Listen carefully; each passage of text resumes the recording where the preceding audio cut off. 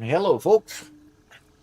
Oh gosh, getting started. Oh, what a great day! So far, we have Gondelgrim, we have Nandor, we have Rack Nation, and Kingcraft on Fire. All saying hello. Welcome, welcome, and that's on Twitch, and on YouTube we have It's Just Toe. Okay, hello there. He says Bigfoot Vlogs. Dad? What do you mean, Dad? Okay. Cool Guy Lynn says, "What's up, Duck? This thing I'm into," says good morning. And Master PV 420 says good morning. Lyndon Finney says, "Hi, Duck. Happy Tuesday." And Nandor Toth says, "Hello, Duck." Way cool. Way cool. Alexa's also here, says hi. Yeah. That's great. That's great. Great to have you all here today. So today I do have to confess. I had an epiphany yesterday. The epiphany was that in my Doc Solo world, I was not at all practicing what I preached. And today is the beginning of my sore repentance. And I'm going to start over. I'm going to go ahead and go to the Dune Desert. And I'm going to do it the way I preach it. And see how well that goes. Because, a teacher isn't worth his salt unless he's willing to practice what he teaches, right? So let's get after it. Robert, take me to the Dune Desert. We'll go. Roloff Boxum says, "Hello, Doc. Greetings from the Netherlands. Way, way cool." And It's Just Toe says, "Do we ever practice what we preach?" I sure hope so. We try. I hope so, especially if you have kids. You'll. They pick up any discrepancies very quickly. Yep, they do. Have you got your microphones in place there, Robert? No, I don't. Thank you for a reminder. Okay, How about there that? we Is go. that better? Okay, so I'm going to start a new world. It's going to be a new Doc Solo called "Practicing What I Preach." I'm going to start in the Dune Desert because I happen to like that location, even though it is difficult. So we have a first time chat from String Theory. Another one. We got Norway and Netherlands on here today. Huge fan of our work.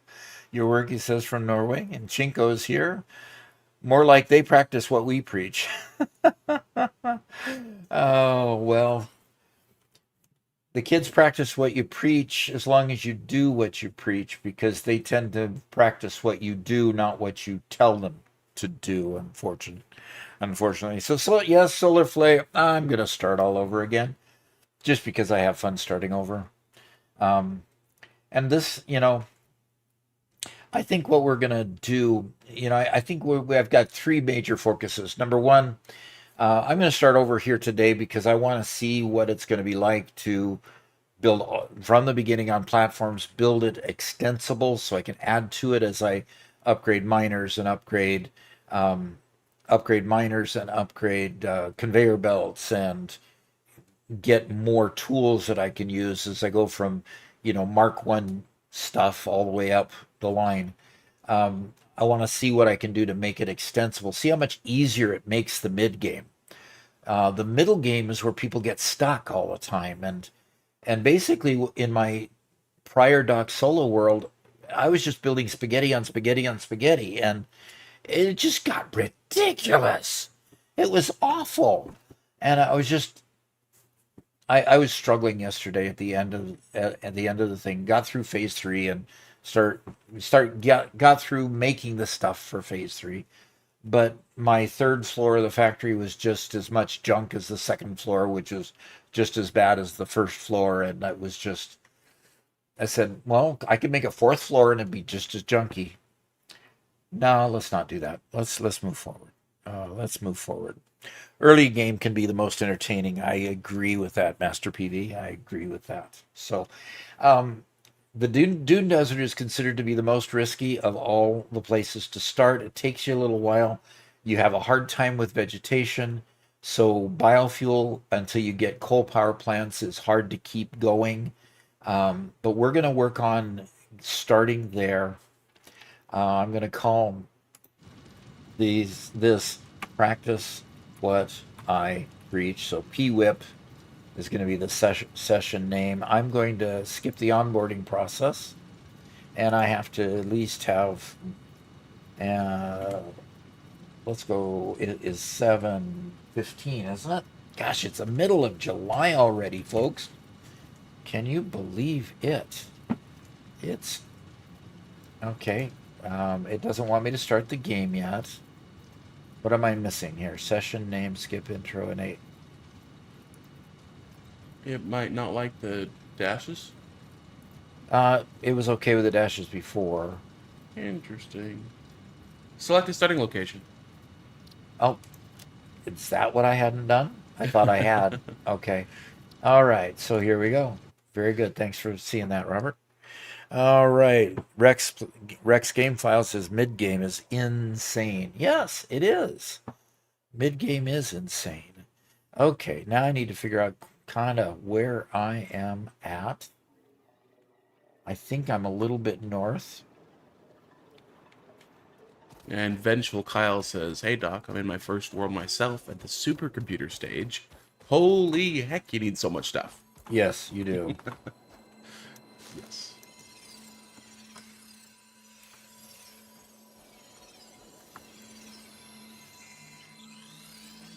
So I am going to pick up slugs and. This semi-slug species seems to persist entirely through absorbing Of and course. storing Yeah, energy you from its definitely got to do all that surroundings. stuff again, right? Studying this could provide new methods for improving fix-it production line efficiency. Store this potential resource for later use. I'm deliberately going south, by the way, because going south is going to get me to an oasis that'll allow me to have some vegetation to work with. So.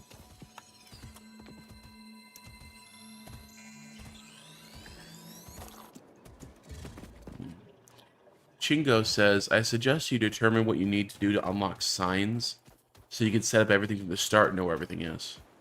Yeah, that signs are a good deal, and really all you need is crystal, I believe, quartz. If you find quartz. Okay, who are you laughing at? Solar Flare says, "We need to restart the member server. Such chaos." And then Rex says, "I think the member server is going great." I think both see the same problem and have different reactions. Different perspective, yeah. Okay, what do we have up here? I think we have a limestone mine. So we have a limestone mine here, I believe. Yes, it is. It's a pure limestone mine. Cool. Boy, not much room around it to do much of anything. We got iron right there. Thing is, I don't have any way to power this up yet. So I'm going to pass on that until I get to where I'm going east again, to where I can get some biofuel to...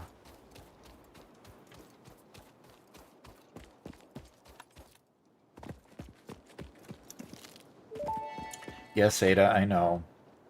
Potential edible collected. Eating it and surviving does not count as a valid field test and does That's not right, generate Chingo. enough data for Fixit to Member make an server informed decision. yesterday went down the Store middle this of the potential stream, and it's resource been for down later since then. use. So I'll work on it again this morning, see if we can get it to come back up. I don't know what happened to it, but it's unhappy. It's unhappy. That's a technical term that we use around here to accurately describe what is technically going wrong with our technical goods. I'm just trying to linguistically get ahead of the fact that in the future everything's going to be run by AI, and it will get offended if you don't. You're not nice to it? Yeah. You don't talk nice to it? Okay, well, I've gone to that point.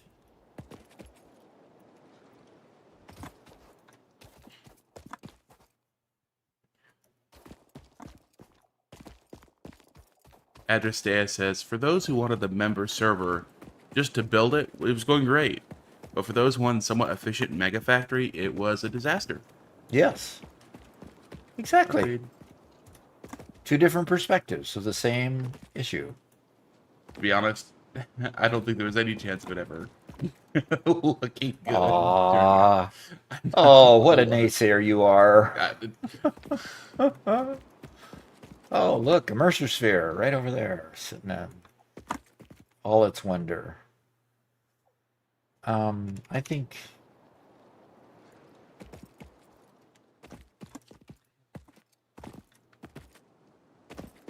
So Lyndon Finney asked, how do we become a member? And Rex answered perfectly. Yeah, if you're a member on YouTube or a Twitch subscriber, then you can get you can join both our our Satisfactory server as well as our Minecraft server and come hang out and play with us.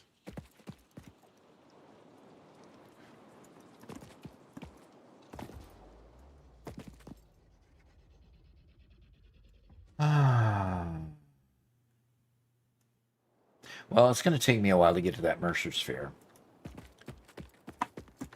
You might need to do an unlock or two first. Yeah, I don't think I want to go clear out there and get that that slug either.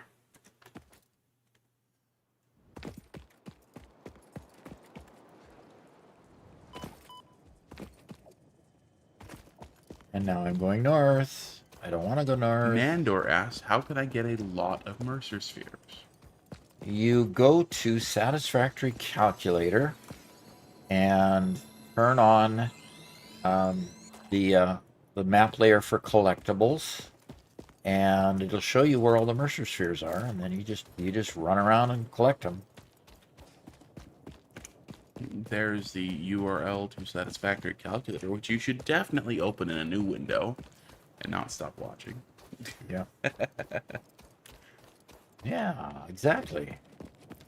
Satisfactory Calculator is a great, great resource. I use it continuously. Rex says, Ada won't like you denting the suit. Doc, are you taking damage? Yes, I took a little bit of damage. But just a little bit.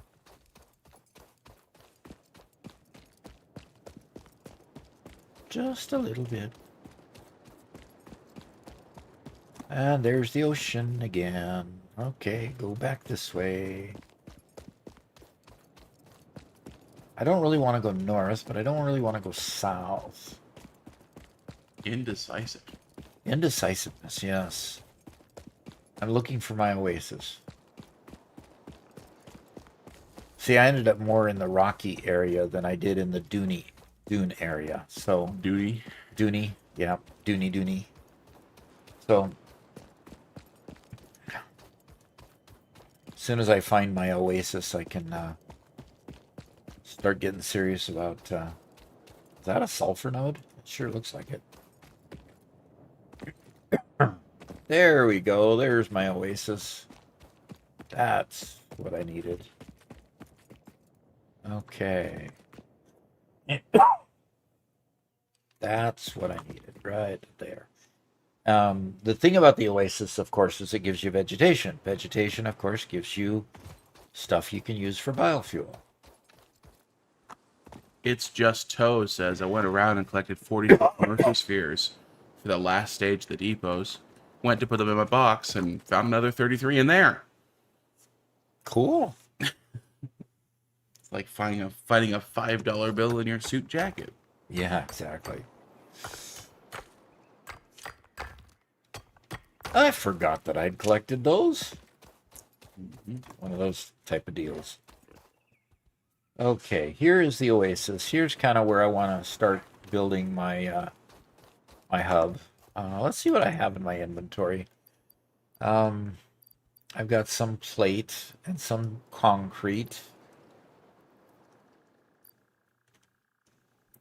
Collected a little bit of leaves, obviously. Got some iron ore from that node I just picked up. I've got 4. Okay. Okay.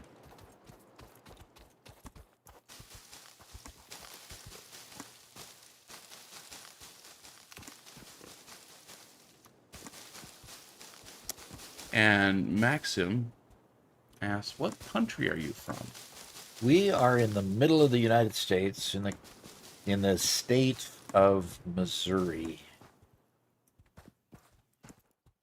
So if you look at the map and you look at the Gulf of America down there, Gulf of Mexico it used to be called. If you look straight north of the Gulf of Mexico, you'll eventually come to the state of Missouri. Yep.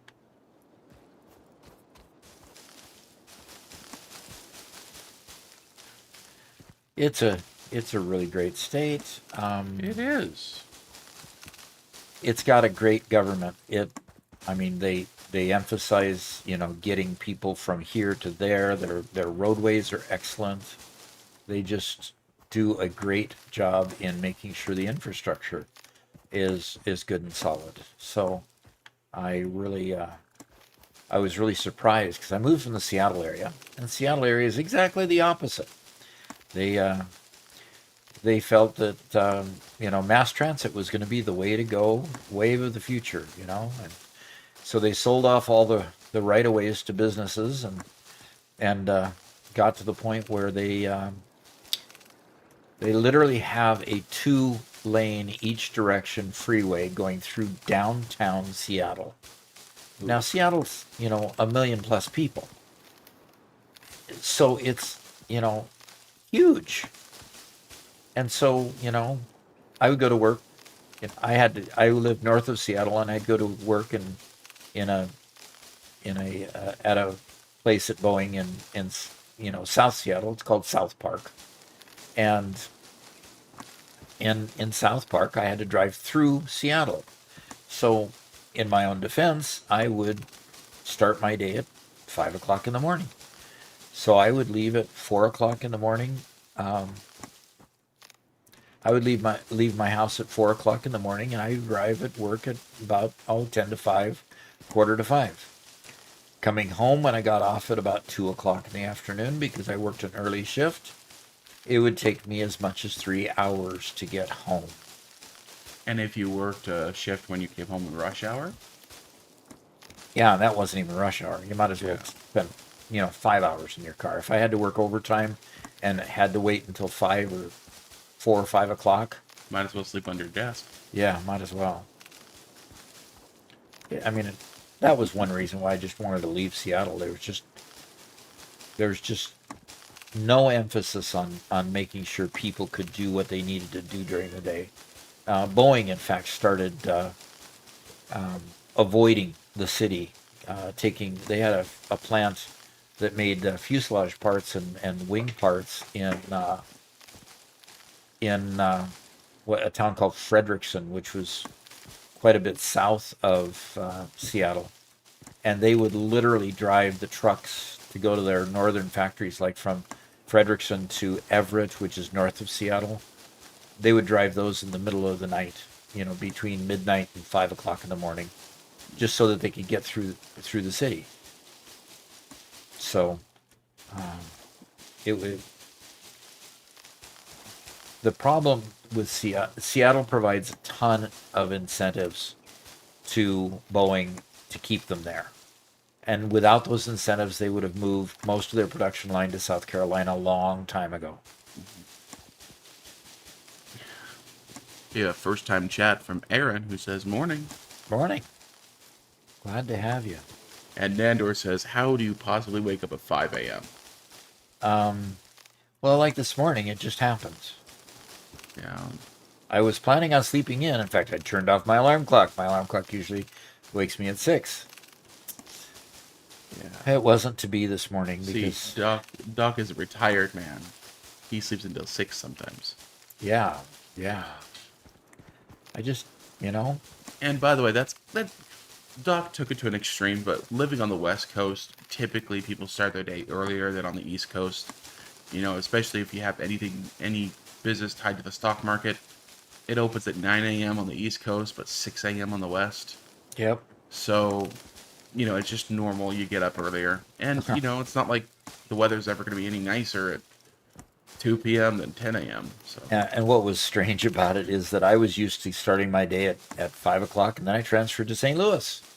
Uh-huh. I walked in the office at 5 o'clock in the morning. I had to turn on the lights, and I walked to my desk, and I started working and waiting and working, and none of my fellow coworkers were there until at least 7, and then the rest of them kind of wandered in about 9. And I go, different culture here, that's for sure. Well, I think I have enough biofuel to last me a while, Robert. So, this ought to get me started. I can start with a starter biofuel plant. I think I'll start making a platform up here. Actually, probably, I'll start my platform up here and start building it out. That ought to allow me a good amount of space. Okay. And go from there. So let's. Oh. So Maxim says, Middle states of the U.S. are very beautiful. Greetings from Poland. Yes. Greetings. They are very beautiful. Although, having grown up in the West Coast, I still miss the mountains. Every day. Oh, me too. I miss those mountains. I mean, you come out here and they call, they point to an area and they say, oh, those are the Ozark Mountains over there. Where? The Ozark Mountains. Okay. I drove through the Ozark Mountains. I in fact, living in Arkansas, we drive through the Ozarks to get where we're at. And we live on a place called what they call the Ozark Plateau. Yeah. So the Ozark Mountains, you drove through the summit. Of course, the summit is never the highest point. It's the highest driving point, was 1,600 feet. Okay. We live at about 1,100 feet. So the Ozark Plateau comes 500 feet below that. I mean, that's not a mountain. I mean, mountains keep snow on them year round. That's a mountain. And there just aren't that kind of thing when you get past the Rocky Mountains and the Cascade Mountains that are on the west side of the United States. Mount Rainier in Washington is 14,000 feet by comparison. Yep. Now that's a mountain. That's And it's a landmark. If you're flying, you can look out, there's Mount Rainier. Or you can look to the left and there's Mount Hood in Oregon. You can see these huge landmarks. First time chat from Grumpy in Utah says, I'll never be able to leave my Idaho mountains. Oh, no kidding. No kidding. The Rockies going through Idaho and Utah. Yeah, beautiful stuff. Okay. Mantrid says, I live in Ontario. At my old job, I had a sales rep in Seattle, and he'd regularly call me before 9 a.m. Eastern. I asked him how he got up so early, and he always said he always had a copious amount of Starbucks espresso over ice. I mean, there's a reason why Starbucks was started in Seattle. Yep. Oh, absolutely. Absolutely. Okay, I'm going to orient it this direction. And I'm going to hit H. And I'm going to do this trick we had shown to us yesterday. Love it. Not quite that far, but So Rex lives in the desert biome of Northern California. okay. It's 104 degrees yesterday. That's toasty. Yeah, that is it. toasty. People start driving on their highway around 3 a.m. there. Yeah, exactly. Exactly. People trying to get to work without spending an hour or 2 or 3 on the freeway. Absolutely. So, visited Arizona. It was amazing. Yes, we went to the Grand Canyon in Arizona for my one and only time being to the Grand Canyon, and we went to a lookout, and I honestly I had a hard time figuring out where my focus was because it was so big. It was huge. I just, wow, I couldn't believe how huge everything was. It's one of those moments that makes you feel very small. No kidding. No kidding. All right. I'm gonna fire up the biofuel on these. I'm gonna fire up the biofuel here. Gosh, I sure don't want to use up this biofuel until I make it into something. And This I can't. thing I'm into says, Tennessee resident here. The Smokies are beautiful. Make sure you come to visit them if you're a fan of mountain ranges. Yes, the Smokies finally get to the point of being in a mountain range. They're not nearly as high as the Cascades or Pacifics or the Pacific Mountain Range or the Rockies, but still they could be respectfully called a mountain range. And I totally agree with that. Yes. I'm looking for an iron mine. Trying to. Aha. Aha. I So found Alexa says, so Doc, who shamed you so badly you had to start it over? Was it Robert or Garrett? Neither. It was a couple of the user comments online. Viewer comments online. It was all of your fault. No, not your fault at all. There's no fault to it. No fault to it at all. Okay, production. And you wouldn't have made the change if you were kind of feeling that way as well. Yeah, I was getting frustrated that I'd done such a poor job. Yes. I've got a nice flat area here that I can go ahead and at least build out one smelter to attach to it. Unique says, I have 1,100 hours in Satisfactory. Never made it to tier 7 once. Help me, Doc. You're my only hope. Stick around. We'll provide good help. Believe me.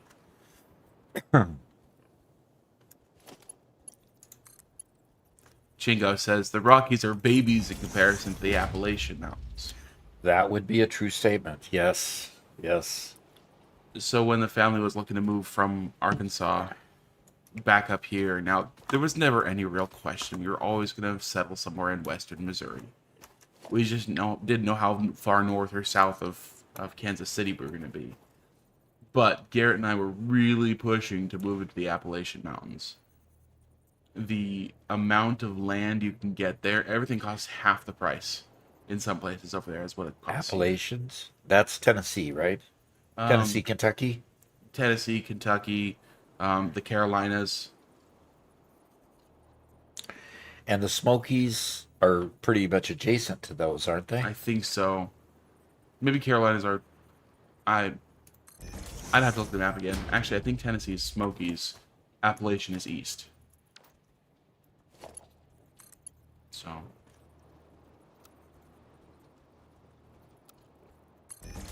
What about Colorado? I've only passed through Colorado, so I don't know a whole lot about it.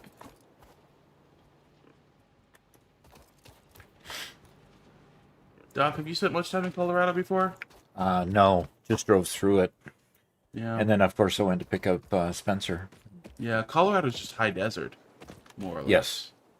So. Well, and it's a mile high. I mean, yeah, it's basically desert plateau, high plateau region, a lot like the eastern part of Washington, where the Cascades take you up from the valleys in Puget Sound.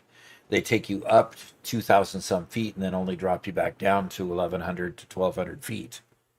So it's more high desert, but it's much higher desert than what we experienced in Washington.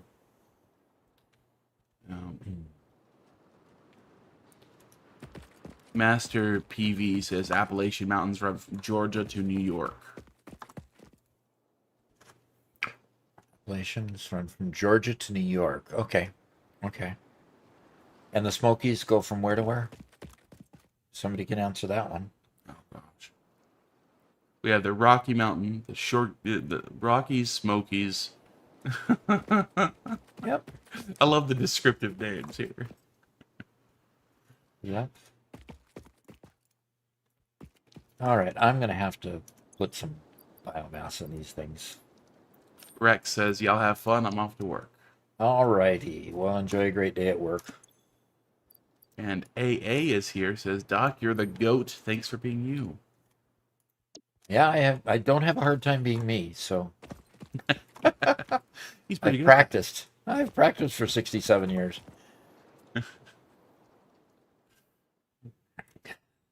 That was kind of humorous. Master says, the Smokies are the southern part of the Appalachian chain. Huh, okay. Okay, so I have the members server currently updating, Okay. and then it will restart, and hopefully it'll come back after that, because I did a manual restart, and that didn't help. So.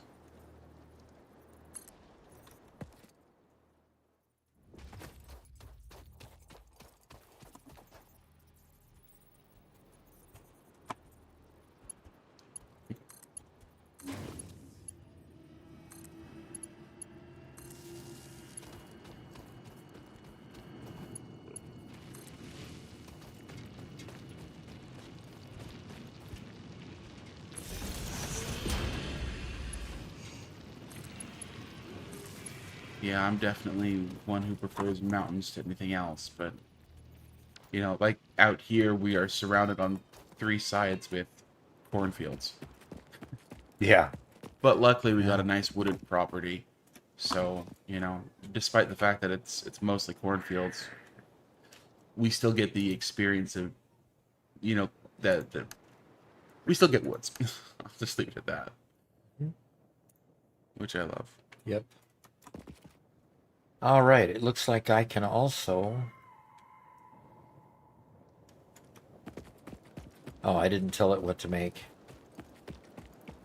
I need this to be making plate. I'll make plate.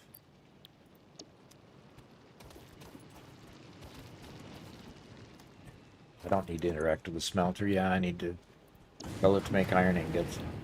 Okay. So Lee Hawkins says, love your style, Doc.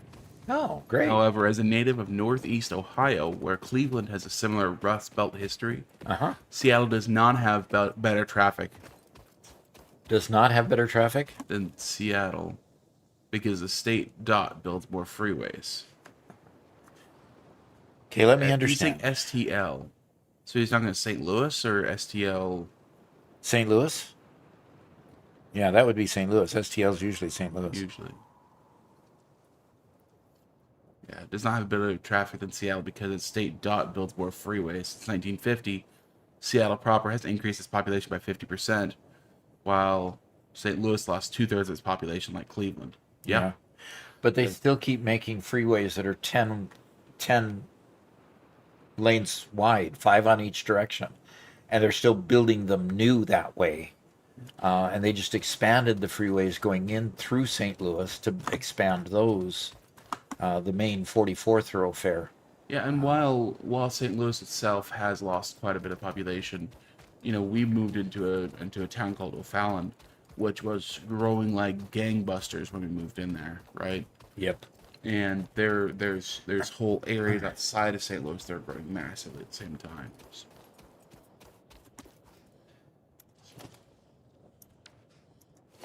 All righty.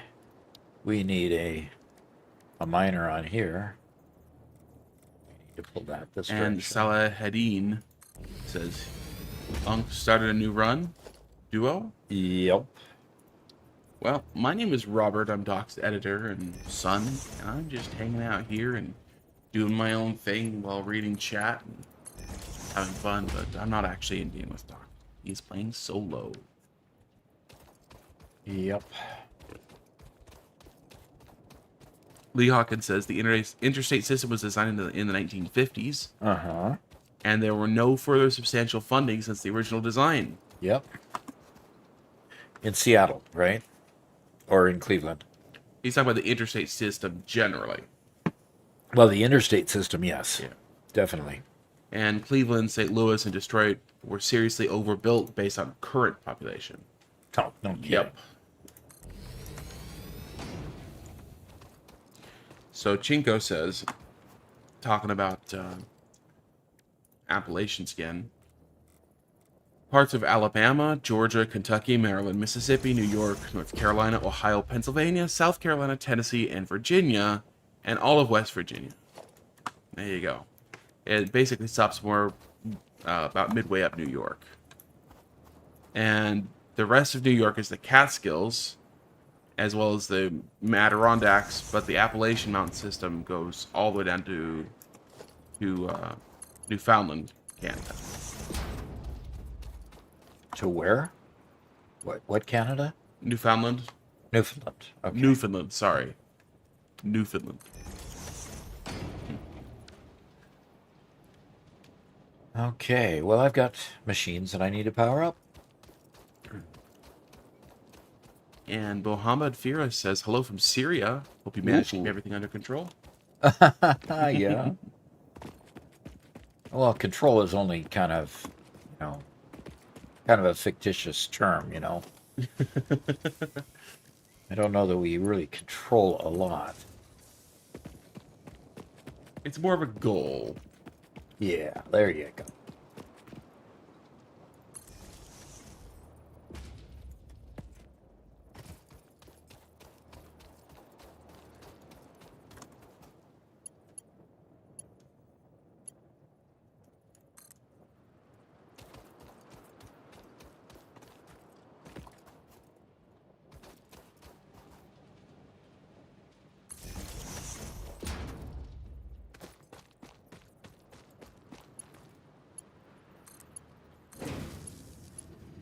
And Wasserfall33 says, hello from Germany.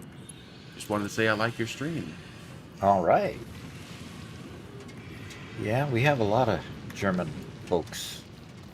In fact, what's the percentage of our channels from Germany? Like 10 or 11%? Yeah. Germany does like to... seems to enjoy these kinds of games. Yep. Either that or you give off a German vibe somehow.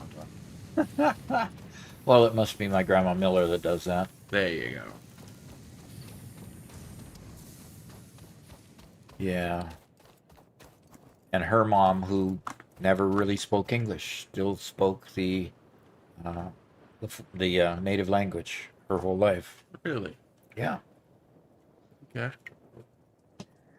Salahuddin says Germans in factories, There you go. Oh, Lee Hawkins is a big urban planning guy. That's why he had so much to say about Cleveland and St. Louis. And Okay. very cool. Yeah, that's the one thing that it just irks me. They basically, the 405, which is, a spur off of I-5 that goes around Lake Washington from north to south. And what they did there, 405 is always just choked. And so the 405, back in the 60s, they basically sold everything off to the side of 405 all the way from Renton on the south, where it spurred off of I-5 there and went around, all the way up to Everett on the north, where it rejoined I-5. They basically sold off all the extra land that they had on either side of it, so that, because they were going to put in mass transit, of course. And so they were going to put in mass transit, and so they started by selling off their land. yes, and supposedly apportioning the money to put in mass Oh, transit. as a financial. Oh, okay, as a funding But, measure. you Hmm. know, fast forward that till 2000, they finally started building. So we're talking 40 years later, they finally start building their first mass transit That's lines. incredible. And of course, the mass transit lines got overly expensive. They were underused, and it's Yeah. just been a boondoggle. I just remember that every single freeway was packed to the gills. You couldn't ever move. Yeah. But then there was always the carpool lane, which was going 70 miles an hour while everybody else was going 20. Oh, yeah. You know, it's like, Of course, it makes sense to have all those wonderful carpoolers, you know. I understand it in theory, but it just human behavior isn't modified that well. Yeah, I don't think I'm getting up to that one until I have a jetpack. Okay, I've got copper and concrete, and so copper wire, concrete, and oh, got some deuterium ore here too. Unknown And metal Blockario is collected. also from This Germany. metallic Okay. element is showing Yeah. properties such We as have a high good number of Germans. conductivity and And malleability. Pika Warps is here, says Guten Tag from Florida. Florida, huh? Good to see you here again. And Pika Yeah. Warps says, I-5's been under construction for 30 years. Yep. Interestingly, my best experience when it came to road construction was actually in California. Now, it doesn't really count because it was the Pacific Coast Highway. It was like, this is the crown jewel of California's infrastructure in a really expensive town. But basically, they would, every night at like midnight or so, they'd shut down the road and they'd do like a 10 or 20 foot section and they'd have it opened up by 6 o'clock the next morning. Mm-hmm.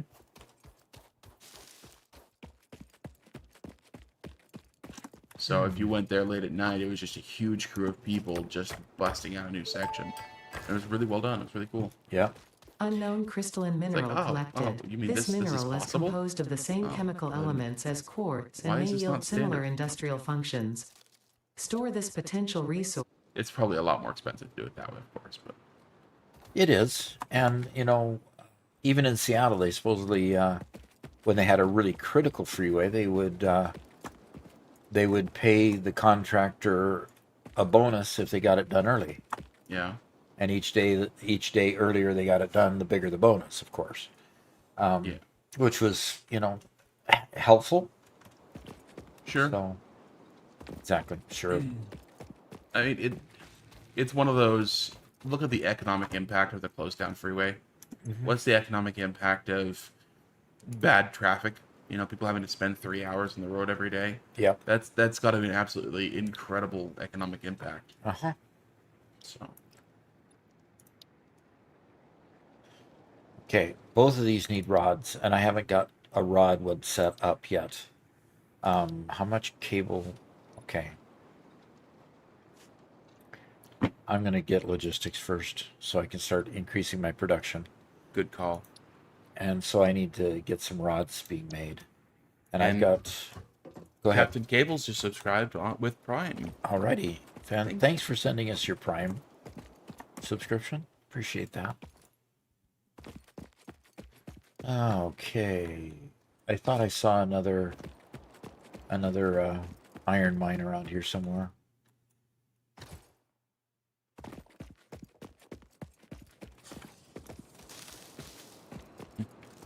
And Captain Cable says hello from Twitch. Hello, hello, hello, hello. Thank you very much again for your Prime subscription. Yeah. Adristea says, I once had a lady explain to me that kill was the Dutch word for mountain, and it was used a lot in the US for history with the Dutch language. She doubled down on it when I said, nah, I'm Dutch. That's not a word we use.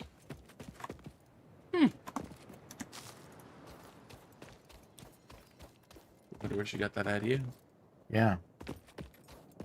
All right, come on. I'm finding another... I need another iron mine, folks. I wonder where I Mohammed wander. Firas says, I love how you read the Arabic name. I can be fooled that you are Arabic. I try to do a decent job of pronouncing names. I And- don't nail it all the time. But And sometimes he just plain gets lucky. yeah, that's also true.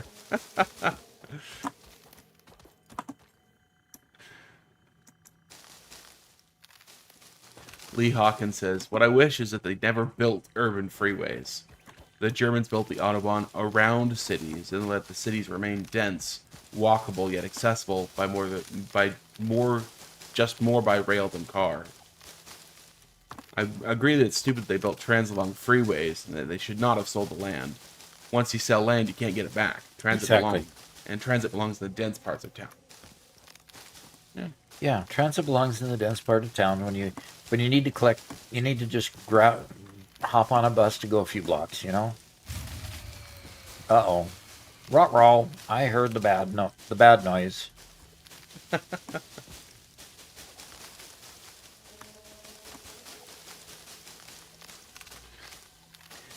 All right. I heard the bad noise. Lee Hawkins says, it is true that traffic robs a city, but more cars and more freedom for cars to move actually creates worse traffic. Houston has 20-plus lane freeways, and traffic is worse than before the widening. Yeah. Yeah. Population density, too. You got a problem in Houston where they've got huge city centers and they got huge companies moving in constantly to build their headquarters and stuff there because the business environment is so attractive in Texas. And then, of course, you've got all the big Houston oil companies, too.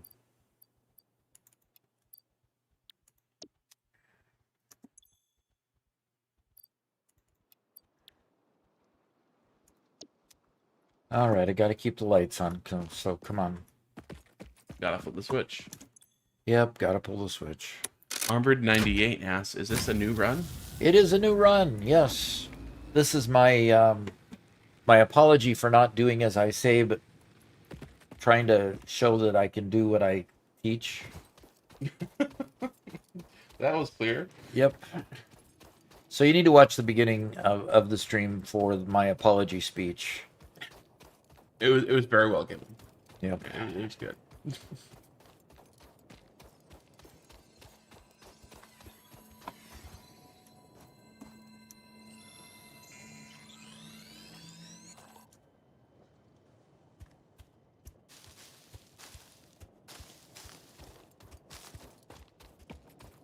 I'm not finding another iron mine, doggone it.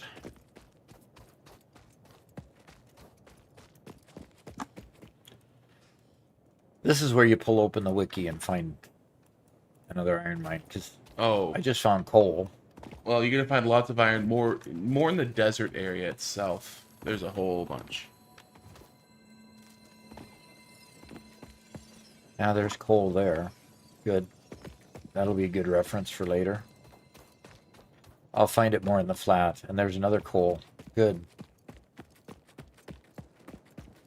So is that an iron mine off in the distance? I think it's not too far. If you get into the pure dune area, Yeah, there's tons of them out there. Yeah. Alexa says, I didn't feel like an Unknown apology. It chemical felt like element shame. collected. This non-metallic and multivalent element seems to be present only in a solid and exhibits a... So what did you say, Robert? Yeah. Alexa says, didn't feel like an apology. It just felt like it was shame.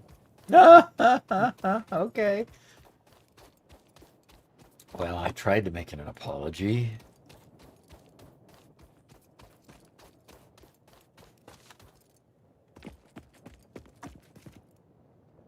There it is.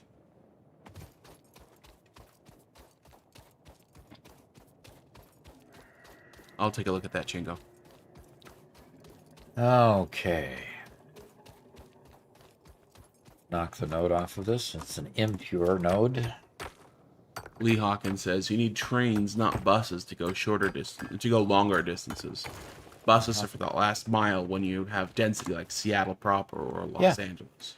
And they've got a great bus system down in downtown Seattle that you can hop on a bus. You don't even have to have a rider's pass. They just drive them, you know. So, in that case, they're pretty good, but everything else is challenging. I never wanted to drive in downtown Seattle, just like you don't like to or want to drive in downtown, New York or any of the other big cities. Uh,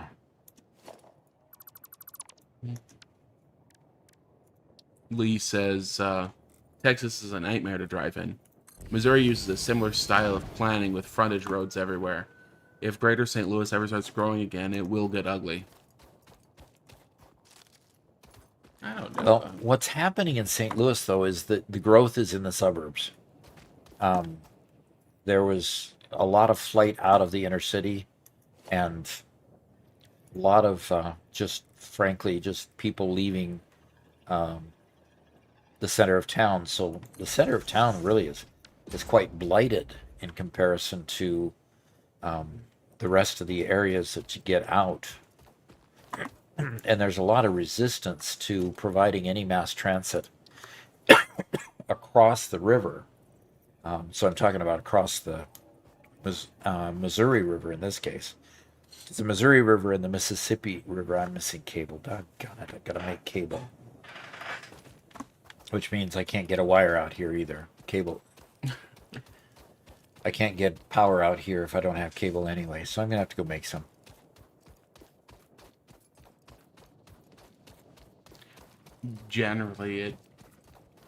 I'm generally anti-big city. Yep, definitely you are. But I understand that some people like it. What we have is a multi-layered problem, and transit alone can't solve it. Because transit can't solve the problem, and I know there's a chicken and egg issue here, but there's a lot of crime in a lot of big cities. And so a lot of people especially won't subject themselves to subways and trains and buses and stuff like that because mass transit has issues, right? And so there's a lot of that kind of stuff that has to be solved as well. And so it's hard to find somebody who has a holistic enough solution to fix everything, and nobody's smart enough to fix everything all at once, all together, and at every single level. And anyway, it sucks. All right. Okay. So I've got some copper ore here, so I should be able to make wire. That copper? No, that's iron. I don't have any iron ore. I ran all the way over here with no iron ore. That was stupid. That was just dumb. Mm-hmm. Armored 98 says, I've started playing Factorio and it's really good. Have you tried it? I've tried it. I like the three-dimensional. In fact, I think I put out 5 videos on Factorio. Yep. And I may take another whack at it. I still have it installed, so we take another whack at it. Yeah. And you tried it back, during the run-up to Satisfactory 1.0 release, and so it was getting super exciting. And yeah.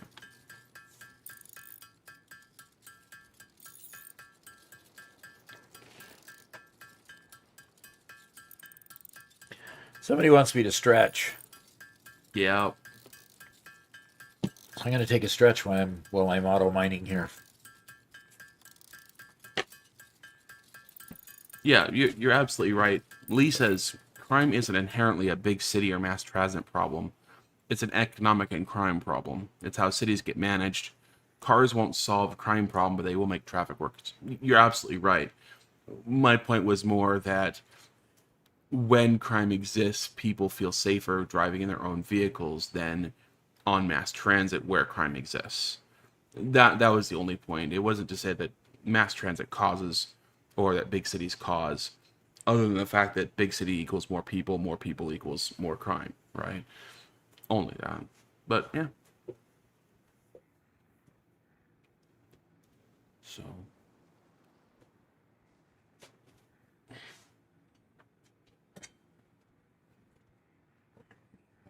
Yay. Okay. look at that. Duck crafting things while AFK. How about that? Talk about efficient. Yep.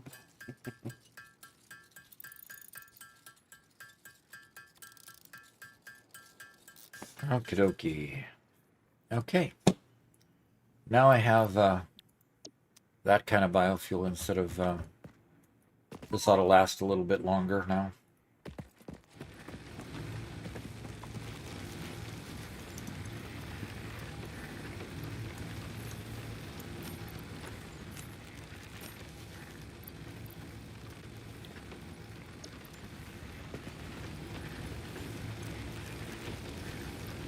Wow, that's pretty cool. So Chico sent me a link to a project that Chico's been working on. Uh-huh. Says this is the big project I've been dealing with since 2020, and it isn't expected to be completed until 2027. Okay, you want to show it? Yeah, I'll show it on my screen here. So this is the HRBT expansion, the Virginia Department of Transportation. Okay. So here's a map of what they're doing. Oh my. That's So- quite the variety of things that need to be done. Including a full underground tunnel, underwater Yeah. tunnel, from Norfolk to Hampton. That's pretty Wow. cool. Have they started the tunnel part yet? Or is this just in the planning phase? Chinko said completed in 2027. So I hope they're working on the tunnel already. Yeah, you would think it would be. That's a pretty massive project. Yeah. That's pretty cool.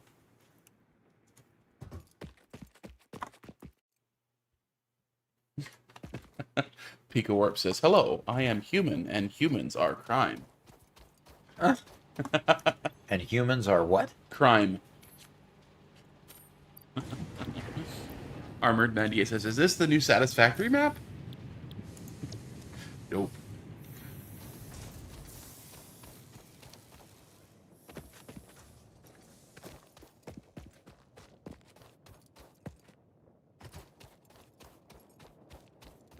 Okay. Run over here and get some ingots. Get some ingots because this is going to be full. And pull out some wires so I can make some cable. Okay. Lee Hawkins says, "Seeing St. Louis and Cleveland in their heyday makes me shed tears. I think cars securely had their place, but U.S. cities were destroyed making ways for them. We used to have safe cities, and cars helped reduce safety." Interesting thought. I think generally cars and skyscrapers just don't work together. Skyscrapers and large buildings have a certain density population that cars can't work with. Take it off straight mode. Yeah.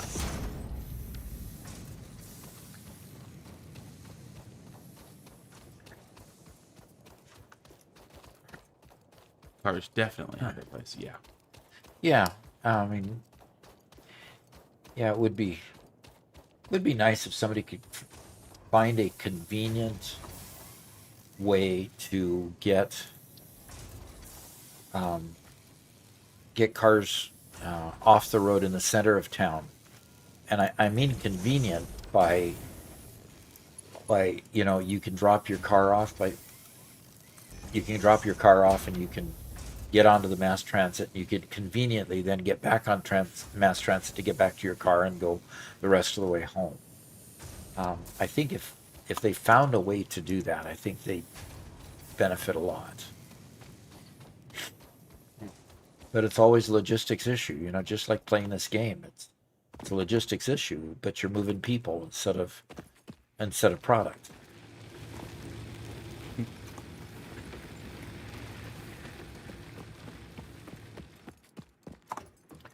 All right. So I need rods. So I'm going to go over here and I'm going to make. I need 150 rods, so I need to get another batch of ingots. or make some more ingots with this. I can make 55 ingots, which, yeah, it's a 1-to-1 relationship. So I've got enough to make the rods. I've got enough wire. I have enough plate. Yes, I have enough plate. So I will unlock the next phase here. So some The good next tier. news is that the member server is working again. So Okay. anybody who would like to play can play. So basically, Doc wants Dutch infrastructure. What is Dutch infrastructure? I don't know anything about it. Yeah, I don't either.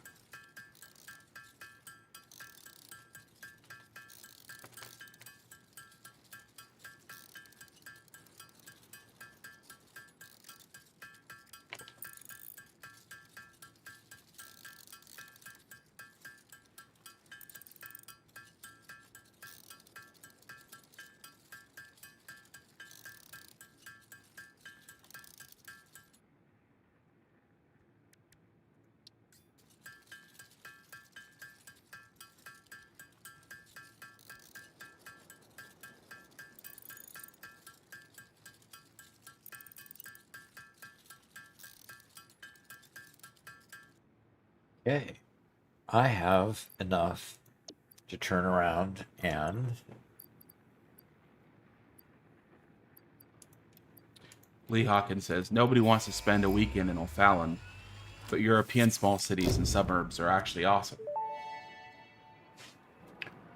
Milestone reached. Conveyor belts can now merge, split, and lift to save space Yeah, I and think they enhance have the a bit of productivity. an advantage there. You know, O'Fallon is a very, very young city that's brand new that just about, you know, you can find anywhere versus a city that's been in existence for hundreds of years. I don't know. I think there's a bit of an advantage there, but okay, now I've got splitters, and I've do I have enough? I need to make some cable here. I'm going to take the rest of my wire and make some cable, so I need to get some power lines out to places. see, Aaron says what I agree with, Doc. What's that? I'd rather live in a tent in the middle of a forest than live in a dense city in any part of any of the country. But you know something? The thing about a city though is the fact that a city can provide services, and that's a challenge because Yeah. without without a city infrastructure, you can't get the nice restaurants. You can't get the nice venues for going to movies. You can't get, you know, the big Walmarts and the shopping venues and you know certain it takes a certain density of people to get there. So how do you have this how do you have the separation between having this nice rural environment or even, you know, yeah, rural environment and still have access to those services? Yeah. It's hard. Mm-hmm. Yeah, a lot of services require a lot of people. Uh-huh.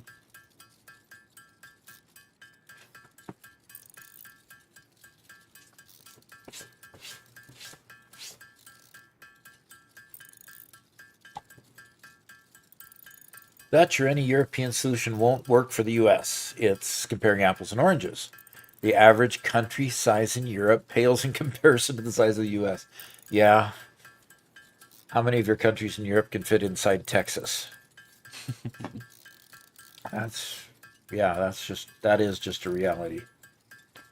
I think it's we shouldn't we could take clues from European styles for big cities, but we shouldn't apply European styles to the rural areas because obviously, Yeah. right? Yeah. We don't want to overfit the solution. All right. I am ready to go extend make some things extensible here, folks.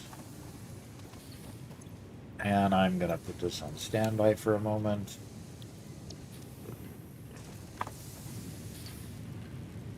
Solarflare says, I don't like how big America is when Americans only use about 20% of the land. Yeah, thanks for... Well, Yeah.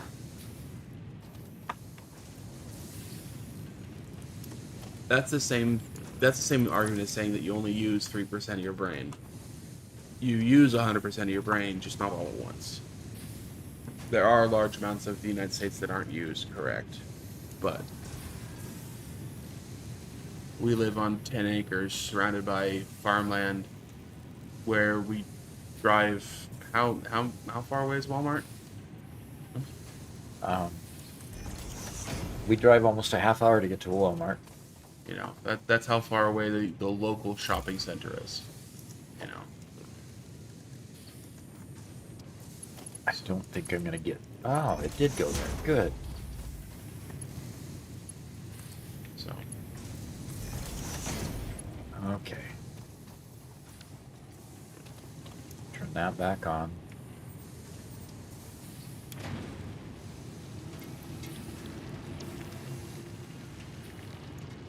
yes, of course, Europe does have rural areas. I'm not saying they don't. Okay, so Chinko's giving a thorough explanation of the project they've been working on. Okay. This big tunnel says, part one. In the end, it's supposed to open the tunnel and bridge area from a 2-lane each roadway to 4 lanes in each direction. Because I live on one side and work on the other, it takes me Okay. 30 minutes to get to work, and Okay. upwards of 3 hours depending on the time of the year. When they get this project complete, it isn't going to be big enough still, and the Virginia Department of Transportation stated that's going to cut the traffic by half. But that isn't accurate either, because 2 lanes of these roads are set aside for the HOV system. Oh, gee. That And it's just HOV system has got to... I mean, there's got to be some engineering there that can correct the thought process on that. And the system they have set up here fluctuates with the rise and fall of traffic within the lanes, and supposedly doesn't raise the price when an accident happens. The tolled road is the only byway around the accident area. But I've literally seen the roadway changed from normal rush hour price of 75 cents to $5 when an accident was on the normal free part of the interstate. Wow. And those are just automatically charged in one of those electronic passes as you go by, right? Easy Pass. Yeah. Easy Pass. Solar Flare, how far is your closest grocery store?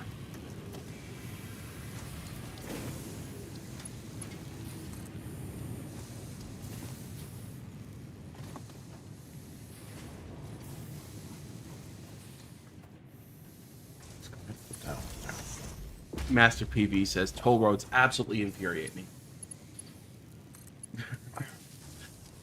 Yeah. I understand the reason why people do it, but I dislike them as well. But I don't know of a better solution. 5-minute walk. So that's one of the differences here, Solar Flare, and we can also talk about Walmart and the negative effects of having a Walmart. But if we want to get groceries, that's how far we have to go. Yeah. And the closest, rural grocery store that, is not as well stocked but adequate for the basics is 8 miles away. Yeah. So it's not a walk either. So Yeah, that's not too bad. And they have good prices on chicken. yeah, their meat, yeah, their meat specials are pretty good. Well, one of the farms that when it isn't doing, actually I misspoke earlier. I said we were surrounded by wheat farms. We aren't. One is a cow farm, so we have plenty of local meat.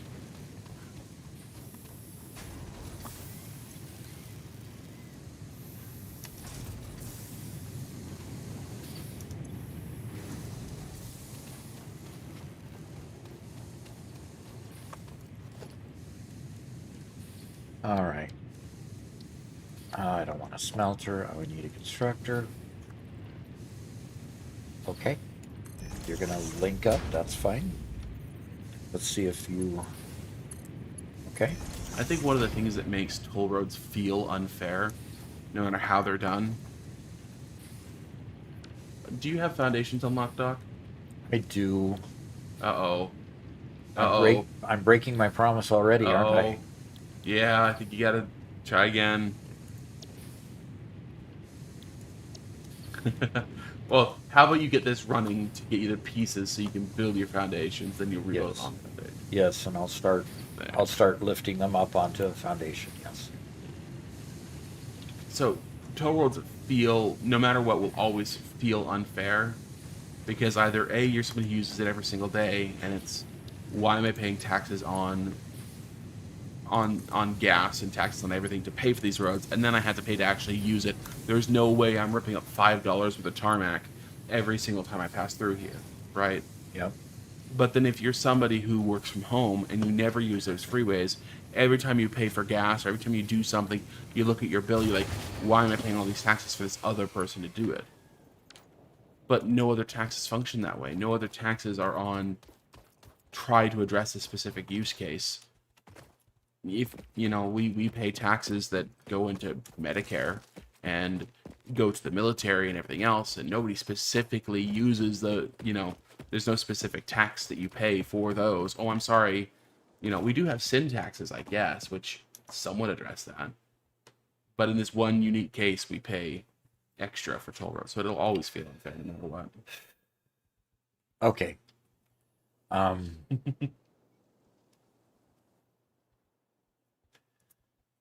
I think blew my you- grid by adding one more piece of equipment.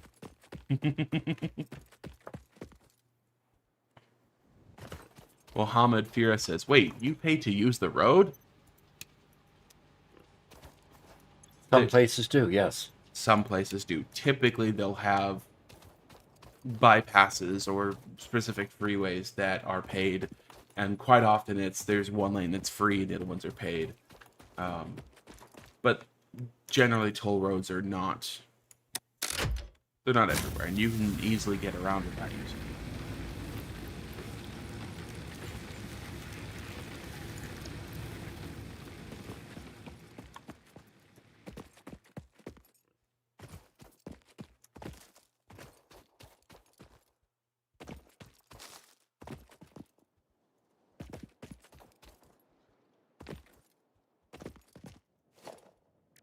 Okay.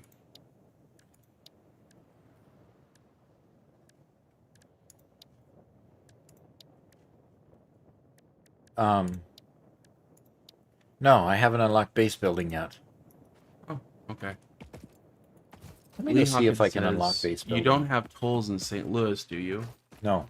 I don't think we do. Now, we don't live in St. Louis area anymore. We live in the southwest corner of Missouri, and there's none down here either. But, we've had to avoid toll roads or pay tolls when we go down to Texas. Yeah, like when we go through Oklahoma, they've got toll roads going through the Indian reservations. Yeah. What? What are Indian reservations? Oh, okay. That's another question. You're right. I misspoke. Lee says I wouldn't say it's easy to get around using certain toll roads. Yeah, you're right. I shouldn't say. I should say finding the roads to use is simple. You click the button on Google Maps and you'll find. You can avoid toll roads, but at a massive cost of additional time usually.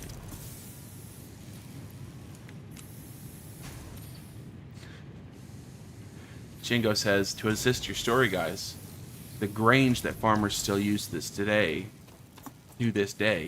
was developed during the early developmental parts of rural America. The farmers that lived close to each other developed those to act as stores for items that others had or made so that goods could be passed throughout the land. Uh-huh. Yep. Yeah, we are pretty close to Oklahoma toll roads. Do you mean Native American stock? Yes. I mean Native Americans, not India type Indians. We are near the Oklahoma toll roads, but we have no reason to ever go that direction. So technically we're close, but Technically, we're close. In other words, all we have to do is drive about a half hour. We're in Oklahoma, yeah, but who would ever go to Oklahoma? and a half hour to get into only a half hour to get into Kansas. Mm-hmm. or Arkansas, Yep. Another or as it should have been pronounced, Arkansas.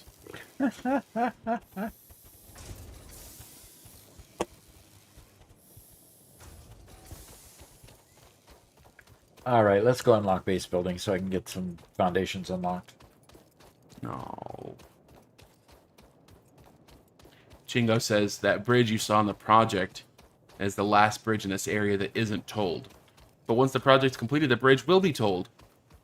You can only get into the area via a bridge. So if you want to visit, you have to pay to get here. Wow. And of course, they call it something innocuous like Easy Pass. It's easy to pay us. All you have to do is drive under it. Drive under the electronic marker.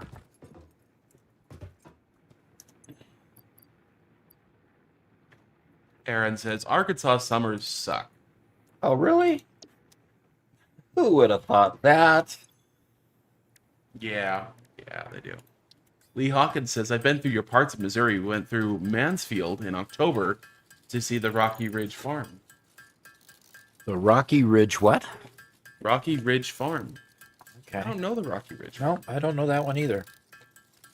but I know Mansfield. That's pretty close to us. The neat thing about moving to Missouri, at least the thing that I thought that was neatest. Good. Got enough. Washington, for example. Washington's how old? Less than 100 years old.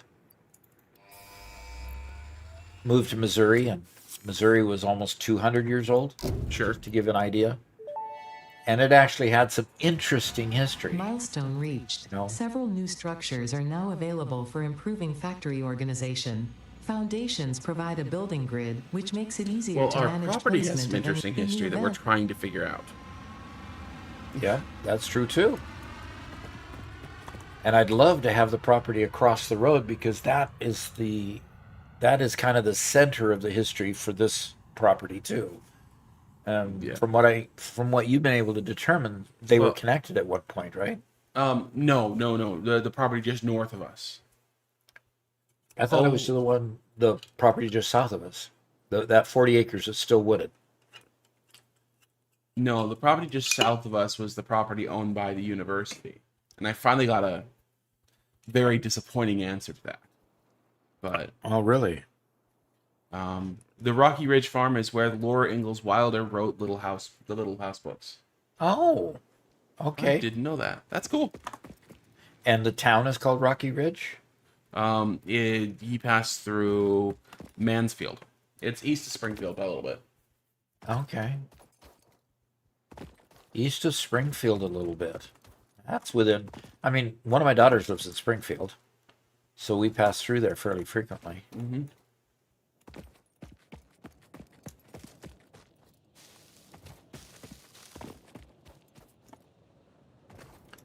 All right, time for my first platform. Foundations, folks. Hot dog.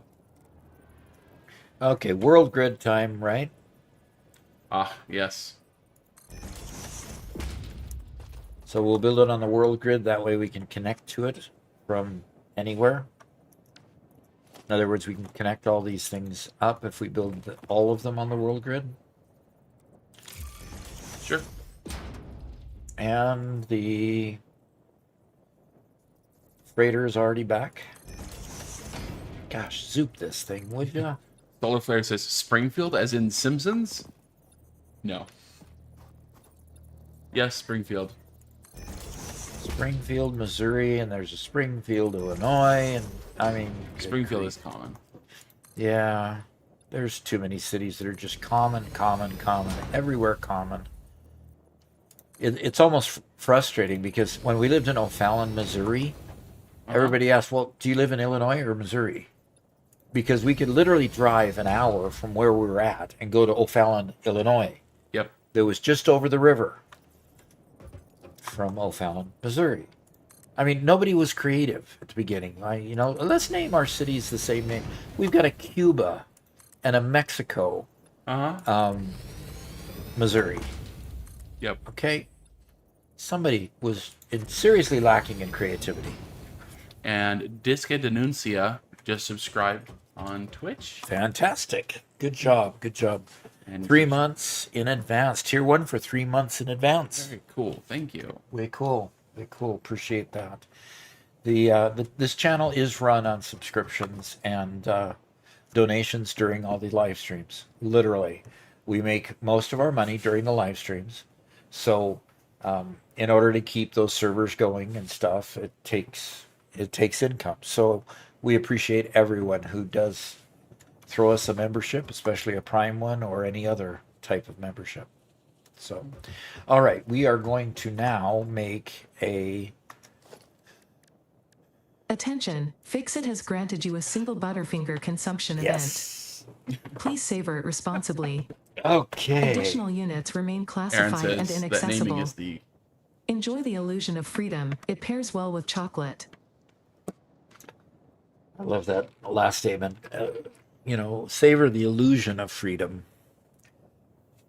That's crazy. So we lived in Marysville, Washington for what, at least over a decade. Yeah, 13 years. 13 years. Yep. And at one point I found out that there's either a Maryville or a Marysville in 29 states of the U.S. Yep. Okay. And yeah, the town was founded by a man by the name of Jennings, and his wife's name was Mary. And so he called the town Marysville after his wife. And the biggest park in town is Jennings Park. Yep. That was our Marysville in Washington, right? Yep. And Alexa says, enjoy your snack talk. Thank you. Appreciate it. I did enjoy it. Okay. So Gomagrim says, the factor you're leaving out of the equation is electric vehicles. With the advent of hybrid and fully electric vehicles, it's decreased the tax revenue received from gas. One of the proposals floated in California and something being pushed in Canada is taxing people on how many miles they drive. Oh yeah, that's Toll what roads, while not an elegant solution, is an alternate revenue to make up for lost revenue from gas tax. I struggle with the term lost revenue. It's You like know? savings you get when you buy something. Yeah. Look how much money you saved. Yeah, right.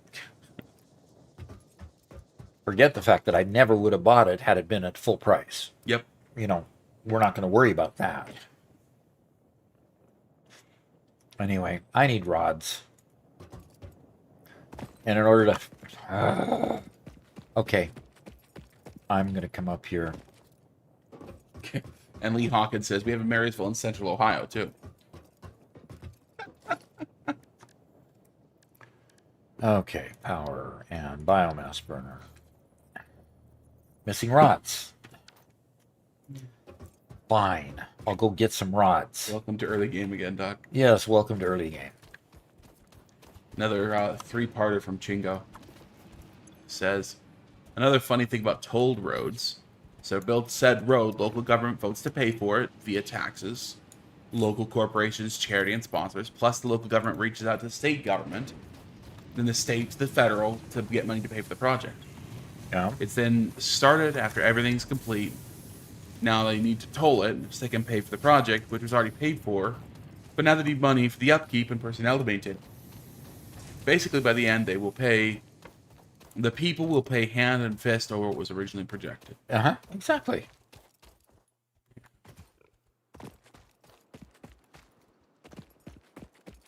It's just... There's got to be a better way to do all those things.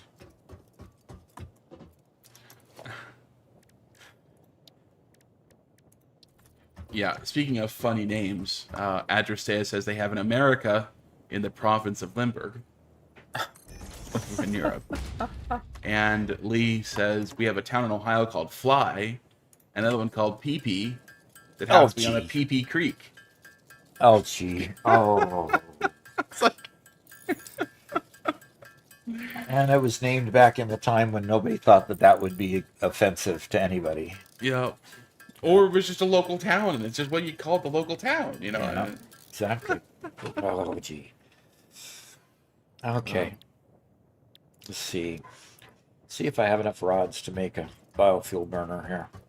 Lee Hawkins says, "I'm not a fan of electric vehicles, and even more not a fan of self-driving cars."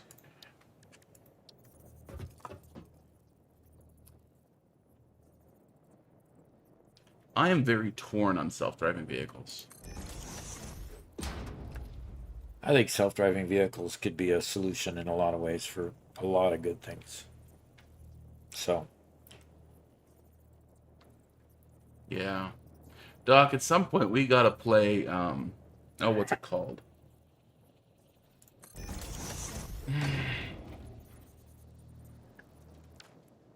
gotta play what's it called? The trolley problem. The trolley problem?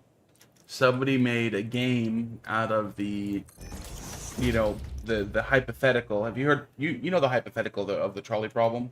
No. Haven't ever heard of it. Okay, so it's just a general question.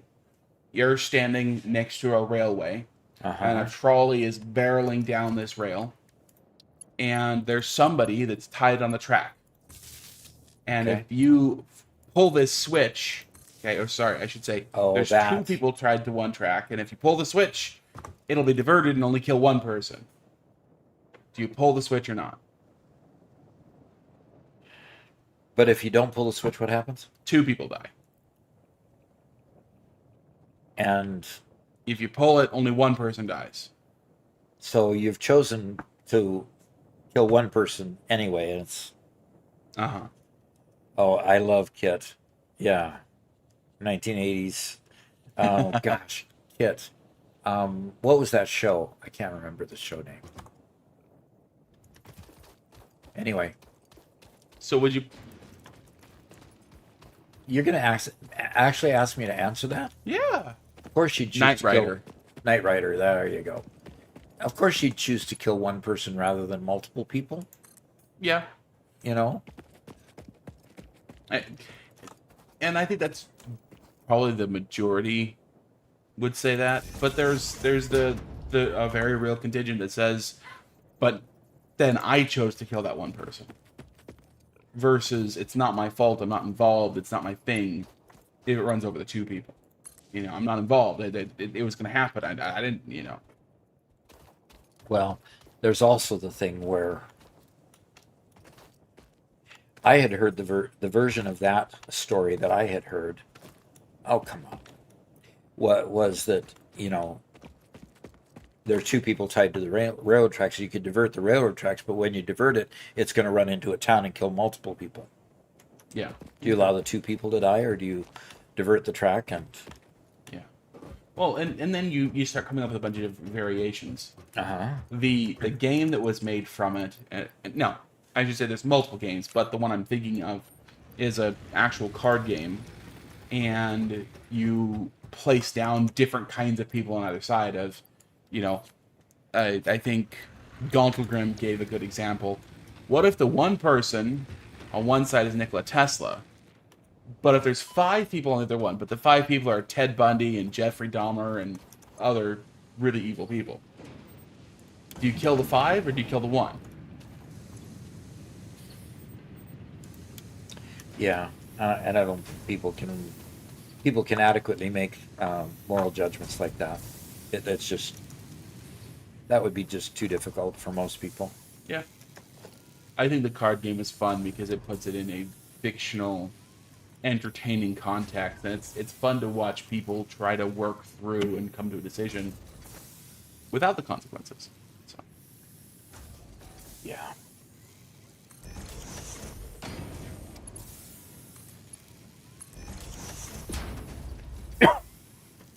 All right.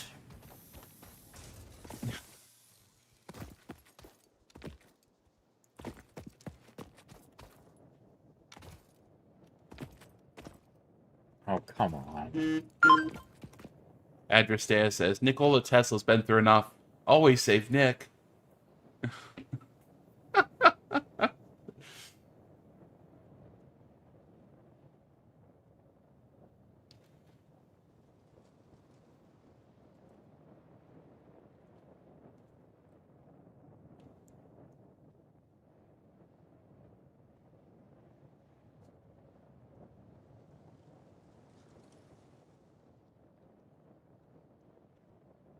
Okay, I gotta answer this. Okay. Yeah, Mohammed, I think you make a great point there. If you know, talk about the original example, if you kill the one according to the law, you're a killer. But if you leave it, let it kill a few, you're okay, according to the law, but with no morals. Yeah.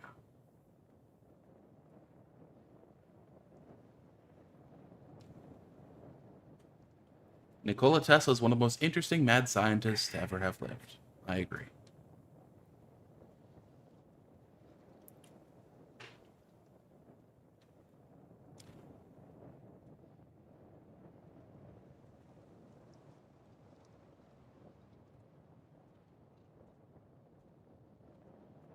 Actually, the one that I saw that I thought was the most interesting, or the personally most difficult one to answer. Um, no, not even most difficult to answer, but I guess interesting is all I can say. Is by default, it's gonna kill just a young boy who's on the track. Or if you pull the switch, the boy doesn't die. Oh, I'm sorry, I didn't say it quite right. If you let the train go, it'll kill the young boy, but you'll have no memory of the event whatsoever. However, if you pull the switch, it won't kill the boy, but you'll always think you did for the rest of your life. And so it's a question of, could you live with the guilt? Could you live with unearned guilt for the rest of your life? Or would you rather kill a kid so you can feel guilt-free for the rest of your life? That's a rough one. How about if we change the subject? This is a little bit morbid. It is. It is. I'm sorry. So, Diska, Denuncia asks, I'm new on Satisfactory. Want to know, is there an actual, like, end game? Is the game to infinity, or after the last elevator level, the game just ends?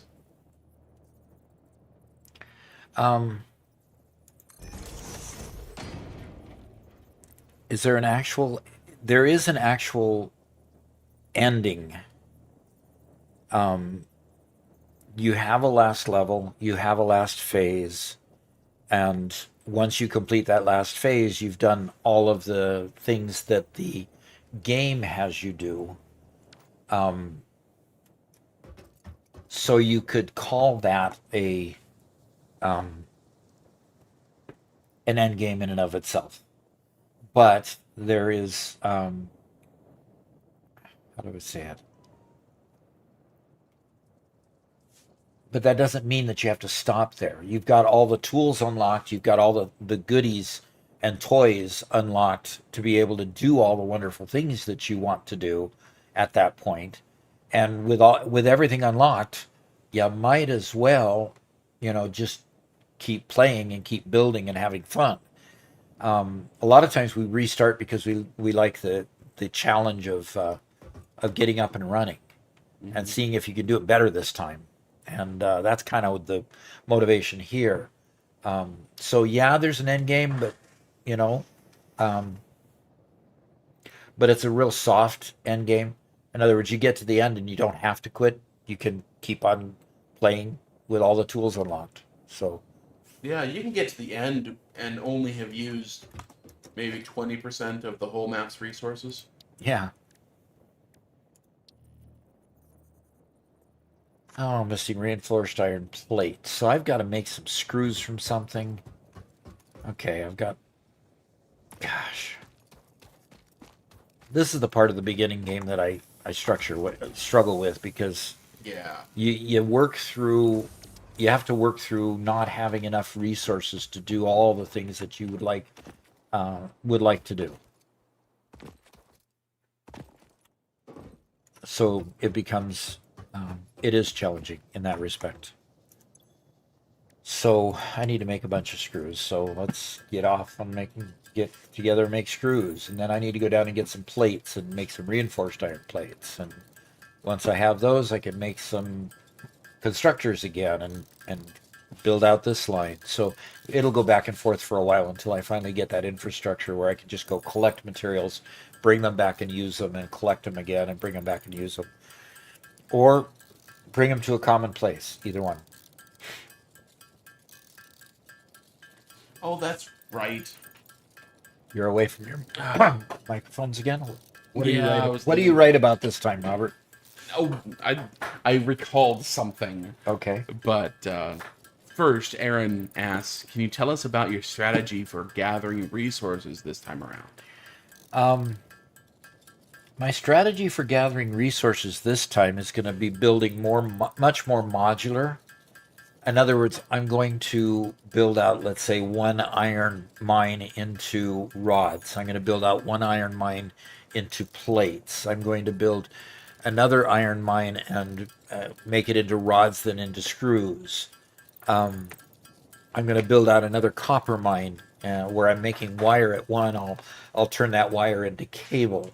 I might find a caterium mine. I could look for caterium. In fact, I could put out a MAM right now. And I haven't unlocked the MAM yet, have I? No, once I unlock the MAM, I could start researching and hopefully getting other types of other recipes. So the idea today, okay, is that I forgot I was going to build some reinforced iron plate. I can only make 6. That's thrilling.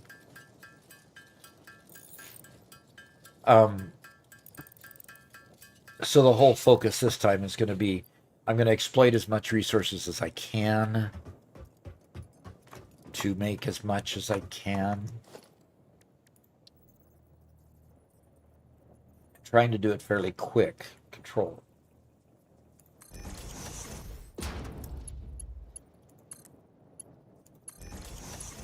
So the thing that you kind of brought it up, Dad, and loved, tossed me the subject to talk about, about the history of our property, and then I forgot about it. But so one of the fun things about moving here, like Doc said, is we actually do have a bit of a history here, as opposed to over in Seattle where there's just nothing.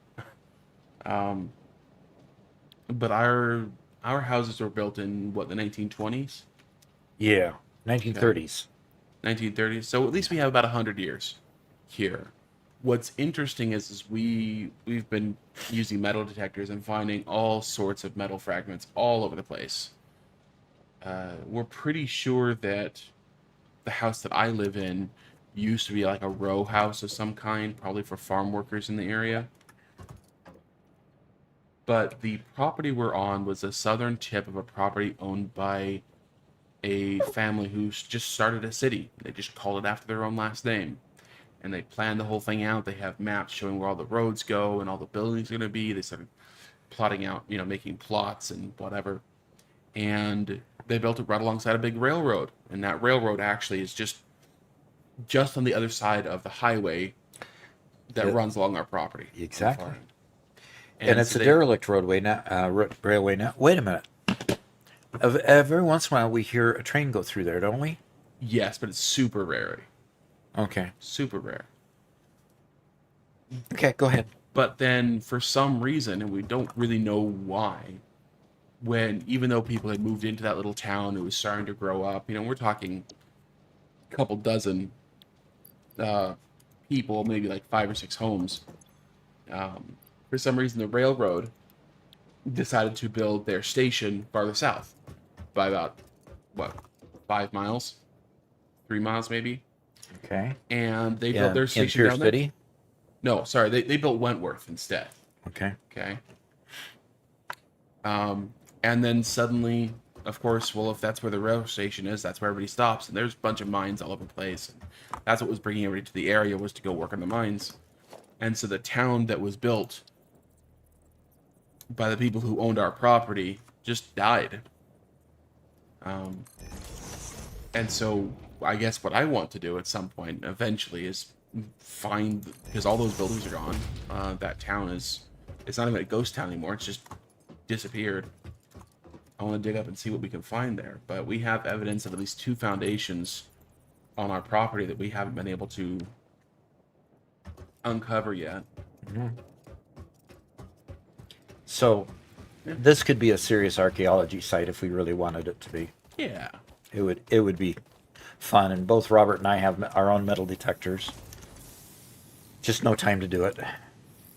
So Doc did the normal.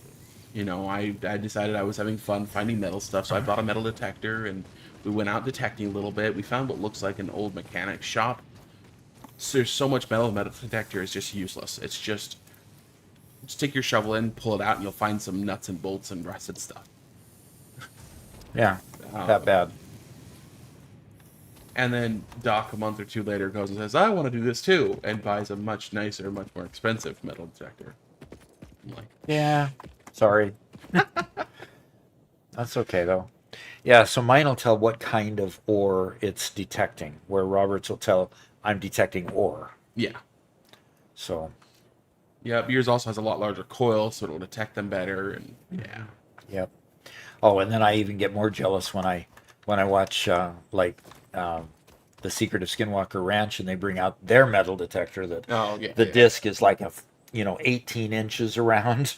And I go, oh boy, and it goes to a headset where he's listening to it and looking at this big, complicated, LED screen that tells him what kind of ore it's detecting and stuff. I mean, they So, the metal detectors Galdegrim, can get really nice. Galdegrim asks, he says, I'm curious if it was Vanderbilt or Jay Gould, because railroad tycoons would swindle the government. Instead of building railroads for efficiency, they build them windingly to milk the government for money. Well, I'm sure there was plenty of that going on too. Yeah. This particular line that runs past our house is the San Francisco to something else. Can't remember what it's called.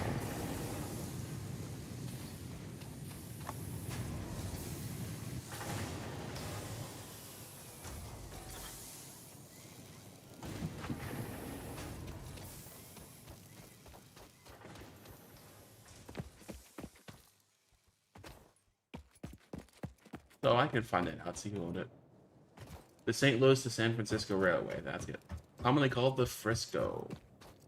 Oh, the Frisco Railway went through here? Yep. Huh, I knew it by that name.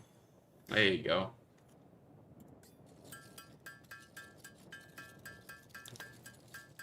It is now owned by the Burlington Northern Railroad. Yeah, there's a lot of consolidation in railways.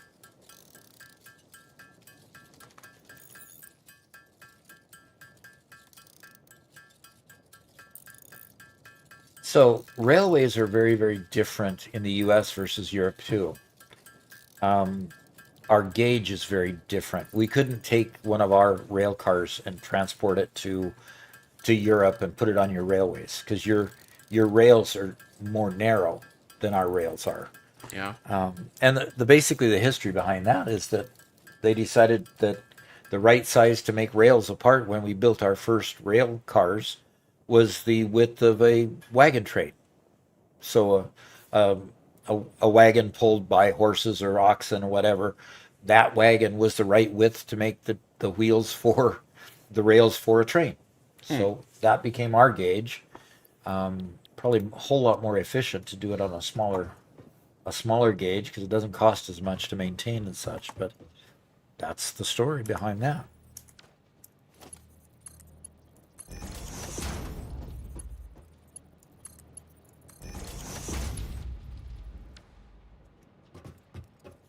Oh, okay. Monette as a city was founded by Frisco, Aha. just like Wentworth, just like a bunch of others. So, yeah, it looks like they just came through and just says, this is where we want a city. So, And Manette has kept its size a little bit. It's about 7,000 people. Where Wentworth is shrunk in size. There's like I think that the city I met the city mayor for Wentworth. They actually have a mayor. She of course does not work full time. Name's Donna, by the way. And so that's the Leaf one. Anyway, and this one it would be mycelia when I get mycelia to get that recipe. So that one will just stay dormant. But I think they have like 100 households at the most in the entire place. So it's really, really small. Really, really small.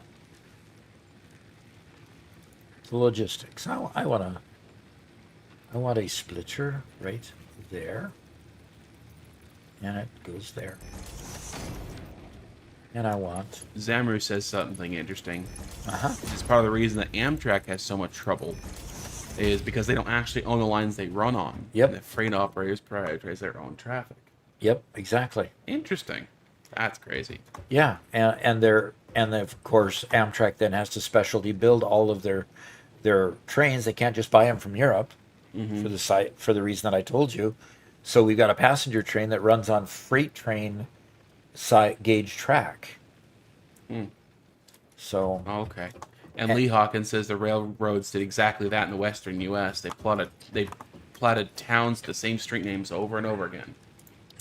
That makes a lot of sense.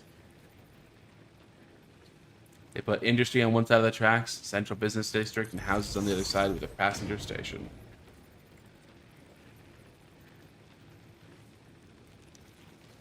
And Adjustea earlier says, I see you've never heard of the Batter route. the what? Battery route? I don't know.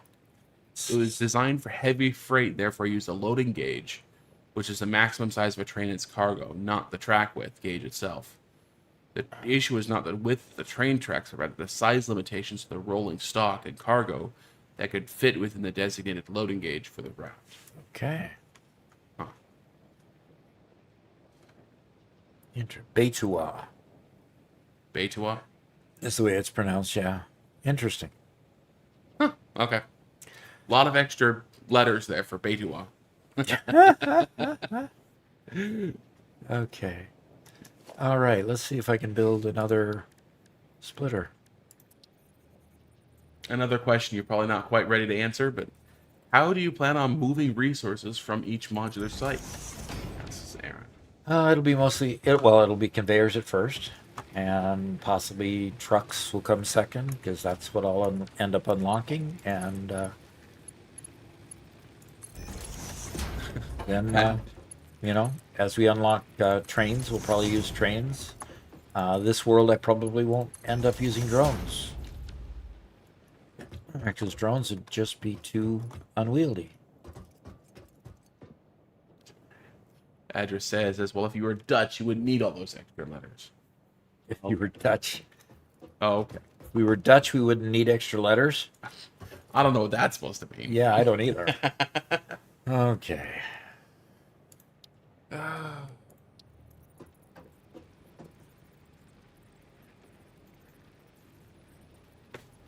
Yeah, Lee Hawkins, we use a lot of trucks and tractors in our Gigafactory world and elsewhere.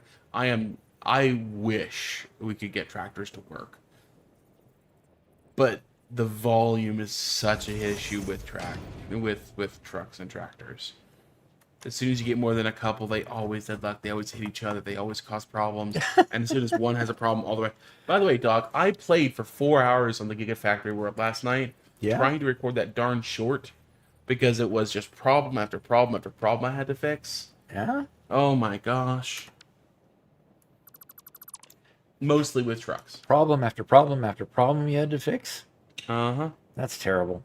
I feel so bad. You look terrible. Yeah. I look torn up? Yeah, totally torn. Do I, got the face there? Okay.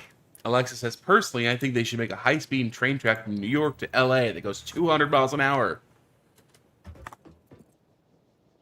Wow. I can't make solid biofuel yet.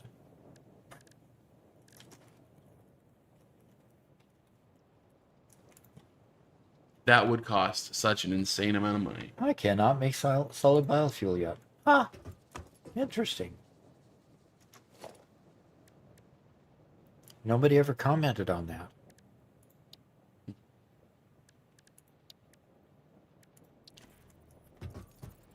Oh, come on. Gotta put that back.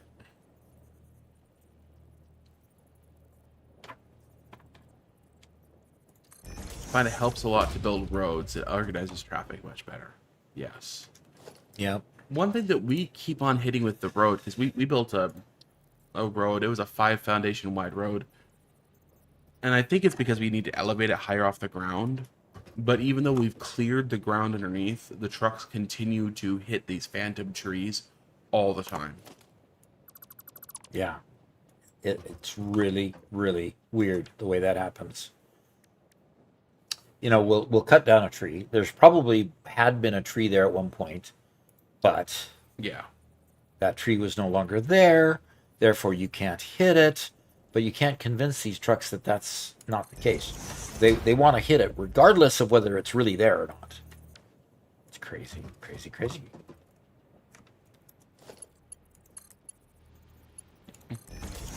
Gologram says, speaking about the track LA to New York, and knowing government, they'll cheap out, go with the lowest bidder, it won't ever get finished. And if it does, it won't work. Yeah. Well. Okay, let's power these things up and get them functional.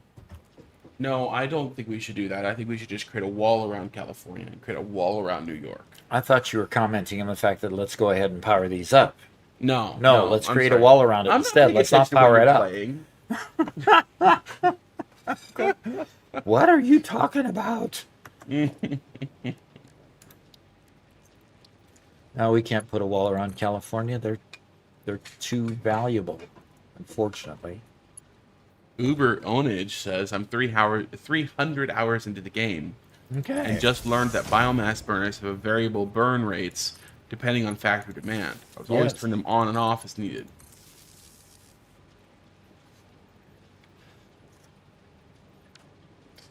Yeah.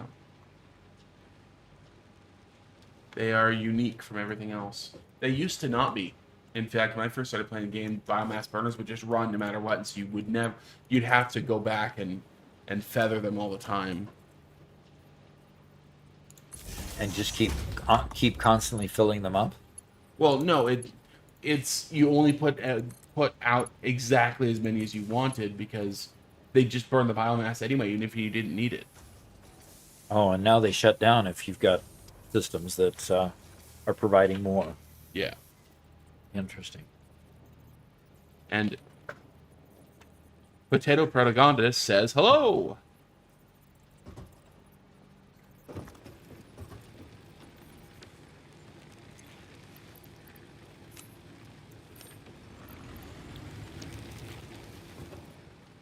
Yes, Lee, you are correct. He says, they'll also underfund it, cut service and maintenance and speed, and not maintain order on the trains.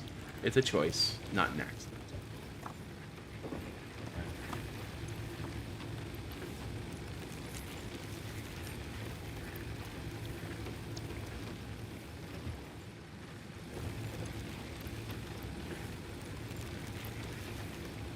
And that's why you want crash sites and use geothermal power instead of biofuel early game. How early can you unlock geothermal power? Yeah. Because that's an interesting comment, because I'd love to... I don't know if there's any geysers around here that I can actually, I'll have to check. use, but... 1.3? Really? Geothermal at 1.3? Okay. Doc, we haven't ever done geothermal power. Well, maybe we should talk about that. We did in late game, It's under Caterium research. Really? Oh my gosh. Doc, I'm putting together short on that. You're going to do that, okay? Do that today, and then we'll make a short on it. All right, let's see. Under field research. Geothermal. No, it's in the... It's in the MAM, which you get at 1.3. There you go. Okay, so I'm going to select that milestone. I'm going to go ahead and put what plate I have and what copper I have, and I need a bunch more screws. Of course, I need more screws. You always need more screws. Terrible. I feel like Bugs Bunny saying that.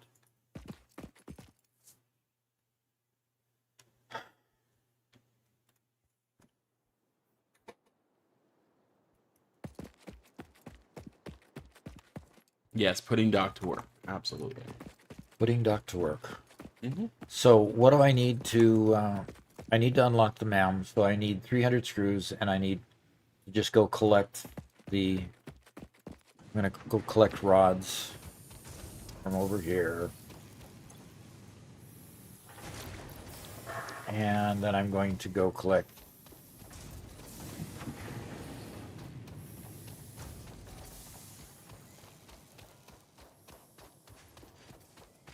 copper wire from over here.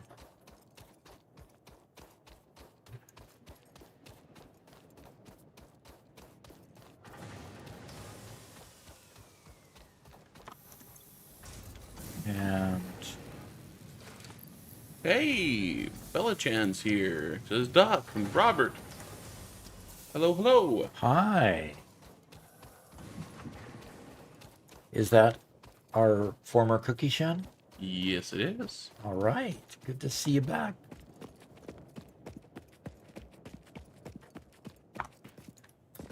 Did a start in the Dune Desert.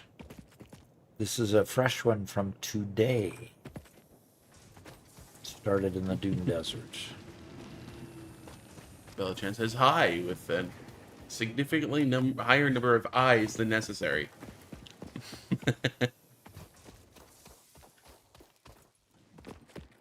She asks, how y'all been? Been pretty good. Yup. Still enjoying all the things that you've built along the way. Mm-hmm.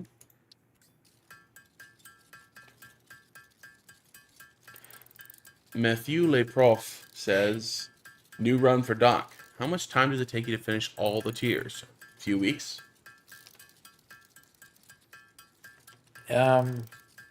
Depends on how fast you really want to do it.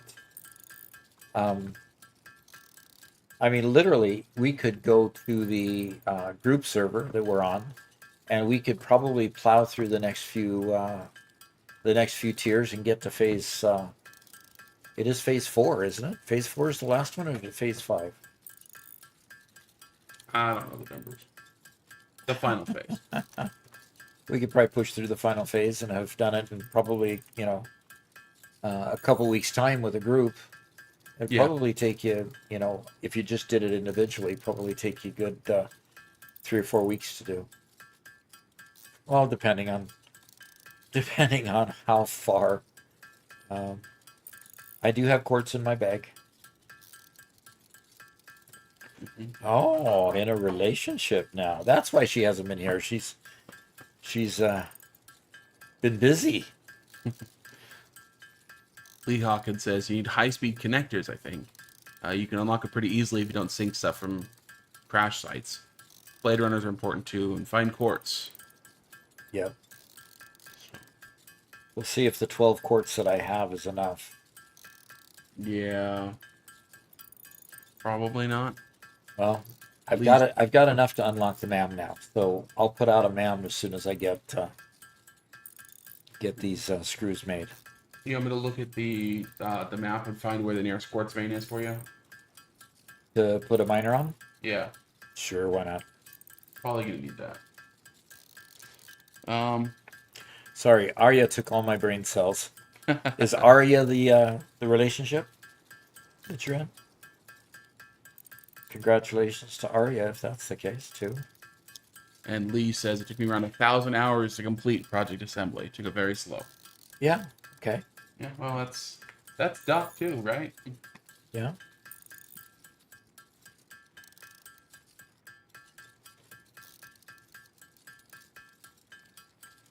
Chinko says he can't get on the server. Huh. Yeah, it feels like the server is very unstable right now. The game crashed for me when I tried to log in the first time. When I came back in, it allowed me in. Solar Flare experienced the same thing. The first time trying to get in, it crashed the game. So there is definitely something going on. We might need to get rid of the mods. Okay.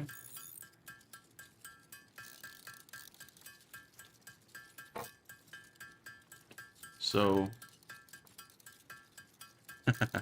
Mohammed says, and don't forget to like and subscribe so you don't miss the next live. There you go. There you go. And put notifications on too. That helps. All right, I'm almost done here. 8, 7, 6, 5, 4, 3, 2, 1, and done. Yeah, Chingo. We did post in the members area for the mods. We put in infinite elevators, um, infinite nudge, and sky UI. Milestone reached. And Bushwhack's Supply the here. molecular and output. Okay. Uber Onage says, my issue is I get to like phase 3 and restart because I feel like my organization's not good enough. I started a new game last night. Are there any trips to keep me on track? Well, basically, that's kind of what I'm doing here. I got to phase 3. I almost unlocked phase 3 in the last Doc Solo, but I was so disgusted with the way I had built it that I'm redoing it and trying to be better organized this time.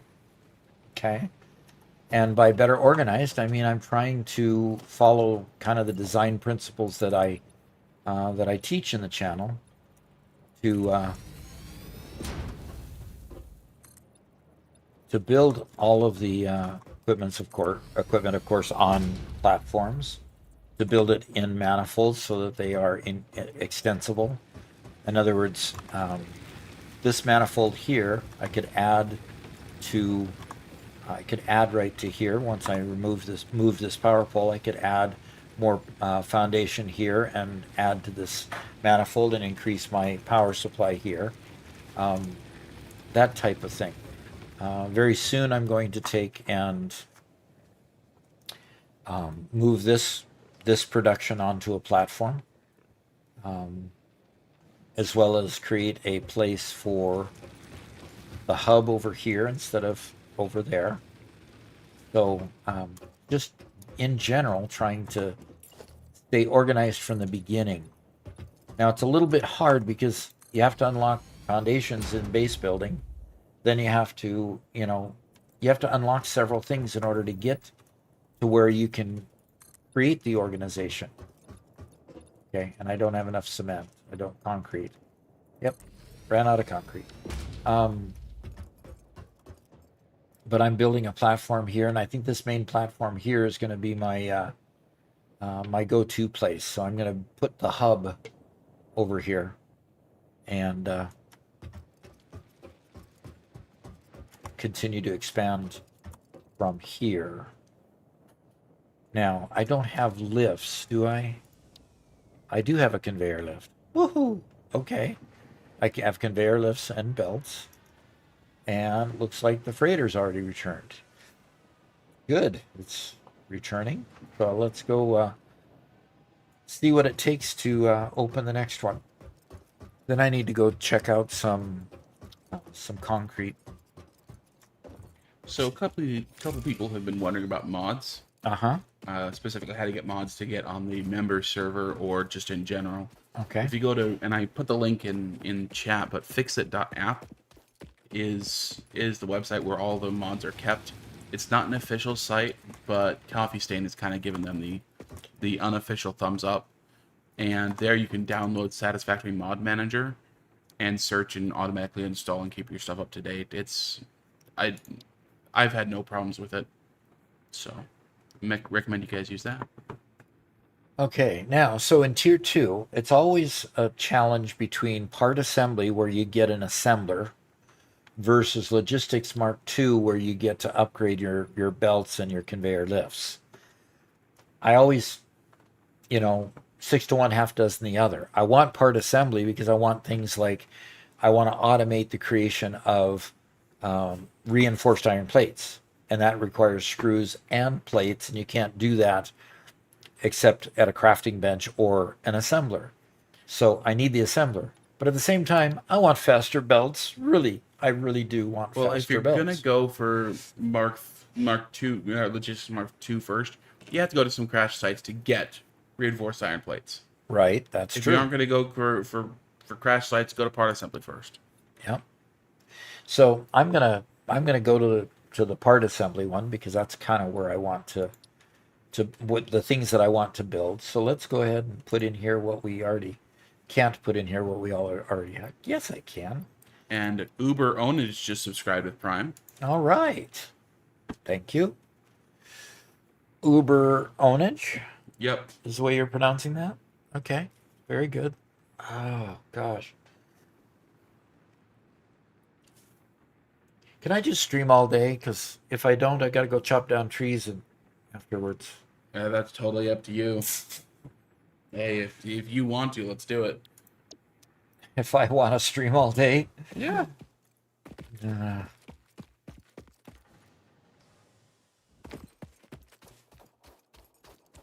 First time chat from Danger Dark. Says, what's good, Duck? no. Life is good at the moment. Yeah.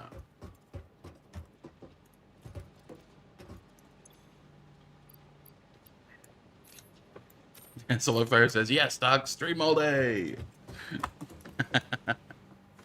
Well, we are going to have an all-day streaming event. We were going to do it. Yeah,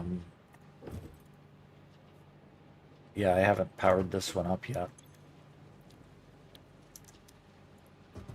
We were going to do it on September 10th because we had heard that they were going to release. Satisfactory was going to release more content September 10th. But then we got to thinking that there's just it would be very difficult for Coffee Stain to release any new content that quickly after releasing the July content, especially since I guess they take a really major break during the summer. So we tried to confirm it, could not find a confirmation of Coffee Stain saying that they were going to release more content. So we need to choose a new date, Robert, that we're going to do. Basically, we're going to do a subscriber member event. And the subscriber member event would go something like this. I'll start, and I'm going to go for 4 hours. For each predetermined number of new members in YouTube or subscribers in Twitch, we will extend the time that I live stream by another 15 minutes, half hour, or an hour. Okay? In other words, we haven't determined what the numbers will be, but as long as we keep getting subscriptions and new members, we will keep live streaming. And it could be fun because you could keep me live streaming until I pass out. Or until Robert passes out, one or the other. So that's kind of what we're thinking of about a major event along like with that. fun activity. Or until Robert passes. That's kind of what we're thinking of about a major event Along like with that. fun activities that Doc has.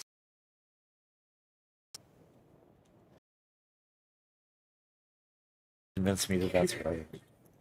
Yeah, it's and yeah, you guys called it correct. Yeah, it's commonly called a subathon. So that's what we're gonna do in September. Yep. So we are taking suggestions. If you guys have suggestions for things that you think Doc will do, some things that are off the table. Okay, Doc won't play Helldivers. He won't play Fortnite. Okay. Let's keep it kind of at Yeah. fun stuff, but you know, it's got to stay within Doc's realm a little bit. Did you put in the order for the thing that we talked about, though? Put in the order for the thing we talked about. Yes, the sometimes disgusting thing you might have to eat. No, they're sitting in my shopping cart. Oh, okay. Are we going to tell them what that is? Only if you want. Or we can just make them, you know. Make them guess. Okay. It is something that it's edible that will not harm me, but it will not. Some taste good and some don't. Yeah, there you go. And if that's enough clues for somebody to guess, more power to them. There you go. Gottlegram says, what about Dune? I think that's not a bad idea. What we can do is we could provide a list of the games that I've already downloaded, that I've already got installed. Sure. And we could, do that. But the thing is, the risk we run if I turn and play another game is that people have to come and go, and sometimes when they go, there's not enough people to replace them. Um, you just put it in the output side. I did, Oh, okay. because I don't have a container that these are going into. I'm just loading these in the output side so that I just keep these containers full because I haven't collected a whole bunch of stuff yet. Now, do I have a little bit to throw in here? I probably do. Yes, several people guessed it correctly. Yeah, we bought some of the disgusting jelly beans of the or we're going to the assorted jelly beans, including the ones with disgusting flavors. Birdie bots. Yeah. Okay. So So for you Harry Potter fans, you know what that is. Aaron Farrow asks, "Have you guys played Astroneer?" No, have not played Astroneer. No. Okay, it is time to go deconstruct the hub and put it up here on my platform. Cool. Dune would be a lot of fun. The nice thing about finding a game like Dune to play, Doc, is that you can play together with members Yeah. or with anybody without having to host your own server. Oh, okay. So We just start a game and everybody just the game is actually up on the cloud already. yeah, it's an MMO. Okay. So yeah. Okay. Oh man, I need. Okay, time to deconstruct. I'm just gonna deconstruct this thingy, and we are on the move, folks.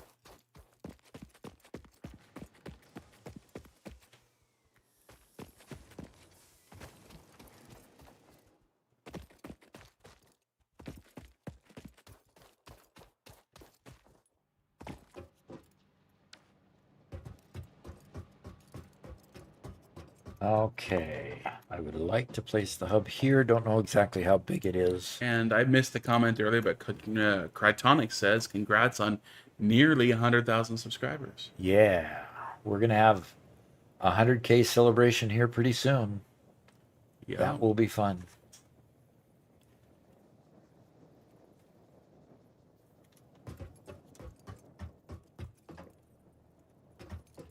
I think I want to go that way a little bit. Yep, there we go. Let's see what it looks like back here. Go that way a little bit. Yep, just in case I want to put a wall back there. And so I don't have to jump up all the time. Go that way. Whoa, wait a minute. There we go.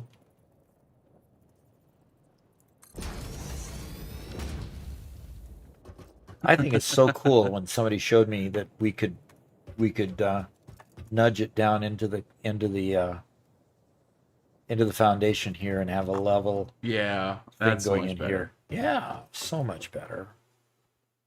I should have just built it that way, but yeah, okay, fine. We'll forgive Coffee Stain for that.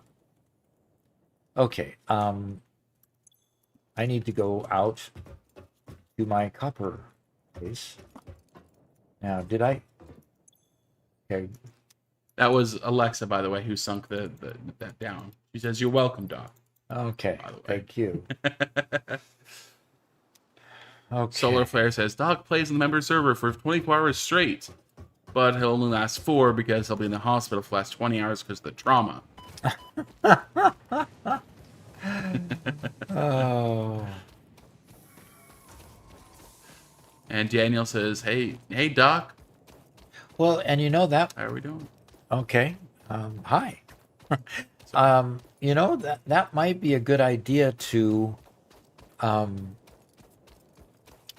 play on the member server for the subathon, Yeah, because then anybody who does sub immediately can come join us.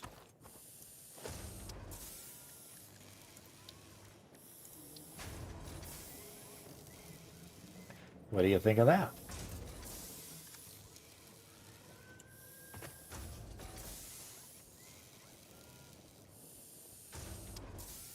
I think it's a great idea. Yeah. start with a new build, but I'm there the whole time to direct things and help things move along instead of letting it be just totally a free-for-all. Okay, this produces 120. This processes 45. Okay, so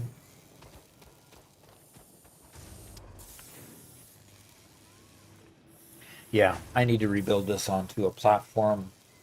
Um, rebuild this onto a platform and get it, get these elevated and put splitters here and put 3 of these on 120. Can service almost 3 constructors, and then have them all go into one container. We'll have plenty of concrete for a good long time. But I needed the concrete. I don't know why I needed the concrete. Why did I come clear over here? I was actually looking for the copper mine. Ha ha! Mm. Well, I'll take the concrete anyway. Okay, the copper mine is... So Alexa had the stream crash, but since she's asking a question she was trying to ask earlier, she said, Okay. I had to ask, if Miss Doc kills you, do we get to watch? I mean, if you don't cut the trees down, she might just come and kill you.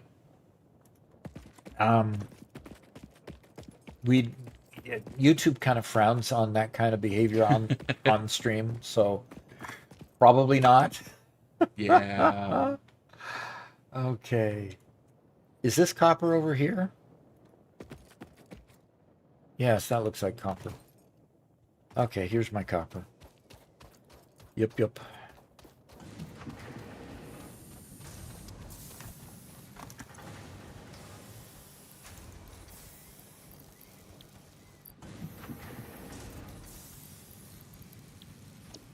All right. See, I could be killing these creatures too, but...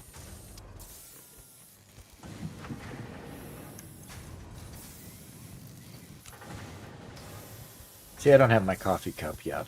That's terrible.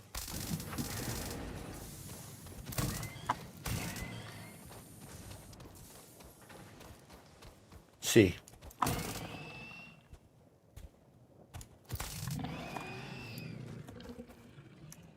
Yeah, you can just go up and dispatch them and you're fine.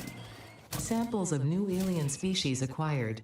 Notable features are blunt teeth, suggesting it is herbivorous, and a thickly plated skull and spine, suggesting it is proficient at inflicting and receiving blunt force trauma. Research the remains in the MAM to establish classification and potential countermeasures. Cool. And got some more rock quartz over here too, so that's good. And let's kill one more. I got it. I need the leggings. I get what they're called. I've got it. Mantrid says, good time to farm up animal remains to turn into protein, and eventually DNA once you unlock product amplification. Yep. Exactly. That's what I was thinking. To farm up animal remains to turn into protein, and eventually DNA once you unlock product amplification. Yep. Exactly. That's what I was thinking.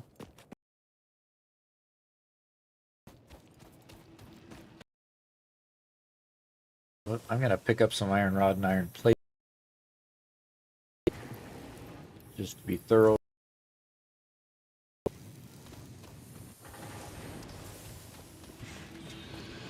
Mohammed Firas says, I think Oxygen Not Included is a type of game that you would enjoy. He's playing it right now while watching. Okay. Oxygen not included, huh? I've enjoyed that game.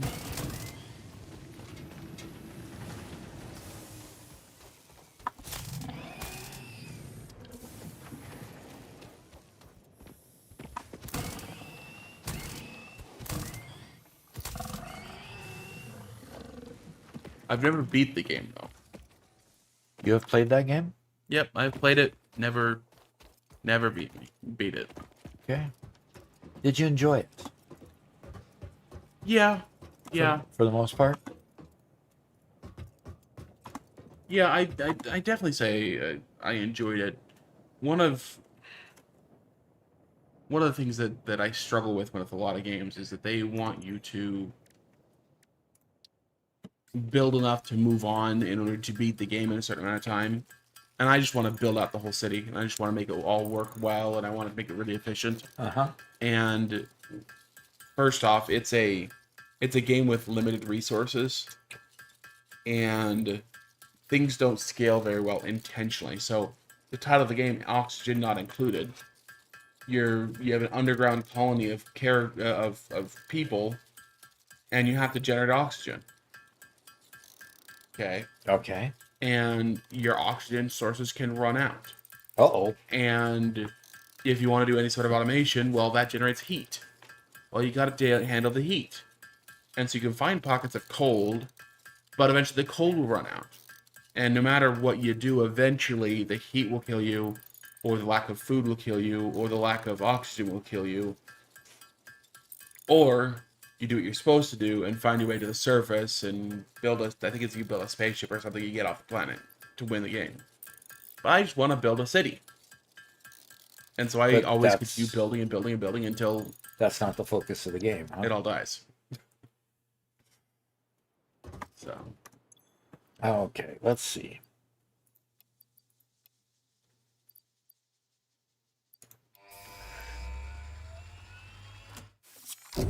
All right, we've got part assembly done here. Milestone reached. The assembler can produce more complex parts, including the first project part. Okay. Okay, so I'm gonna go ahead and choose Logistics 2 for the next milestone. I've got a bunch of plate and a bunch of concrete. I can go ahead and finish out this foundation.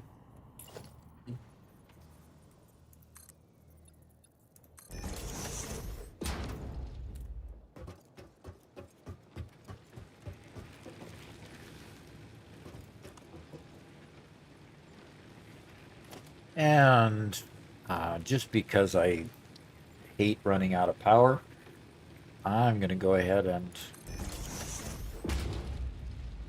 build out the power plant here one more level.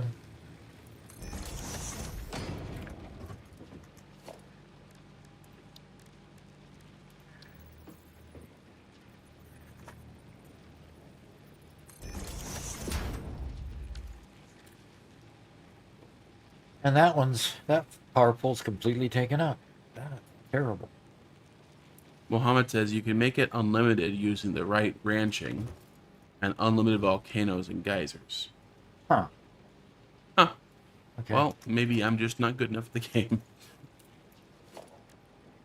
I have done some ranching. I haven't really gotten too deep in it. So I wouldn't represent that I played a ton of the game, but you know. And Alexa says, why are you still not running geothermal power, Doc? Do I even have the ability to unlock geothermal power? You unlocked the MAM, right? So it's a MAM unlock? Yes, under the Caterium line, which means you need to find the Caterium nodes. I found a Caterium node. You did? Oh, yeah. Good. Wow. Caterium is, like, not very accessible from where you are. No, not, but I found 2 Caterium nodes. Okay.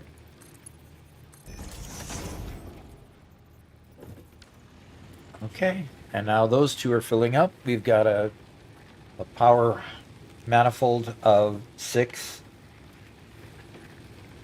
here, and we've got 2 constructors that'll keep turning out more biofuel. What was that?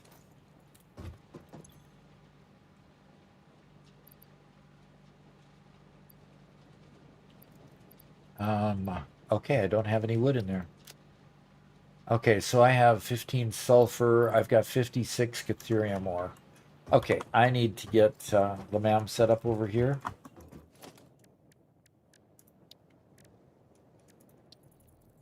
And I need to start doing an Alexa.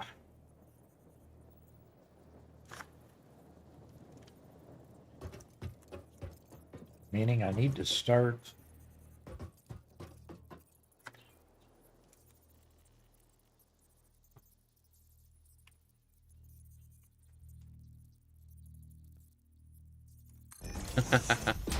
Adrestea says, Doc's making spaghetti of the power lines. And Yeah. Archon says, no, it's angel hair pasta. It's Okay. little tin stuff. So Yeah, the Caterium line is there, and I can start researching the Caterium line. Let's see what it opens up here. Okay, good. Which means I can now make Caterium ore, and I The haven't metal got has been quite named enough. Caterium after Fixit's greatest CEO, Katerina Parks. It has been added as a viable alternative to gold in industrial applications, due to its super. Okay, quiet girl. Oh, I like this. I like having the porch just being invisible here. See that, Robert? yeah. And it works plenty fine. And it doesn't even look odd, really, until you highlight it. But okay. Okay, so I've got that. I don't need the workshop over here, the crafting bench over here. So let's take the resources back from that. Go ahead. Stringetti. Stringetti. Yeah, just with strings. Okay, a MAM, and I need an equipment workshop here. That's one thing you told me, showed me when you first started out, was the equipment workshop, and I went, what? Really? What's an equipment? What do you need an equipment workshop for? Yep. So Doc and I had an interesting conversation this morning about video games and how much teaching and instruction they do to help a new player play. Uh-huh. And Satisfactory in general, we both agree is one of the best out there, right? It's the most accessible for somebody who doesn't play games very often, while not being onerous to people who do play games.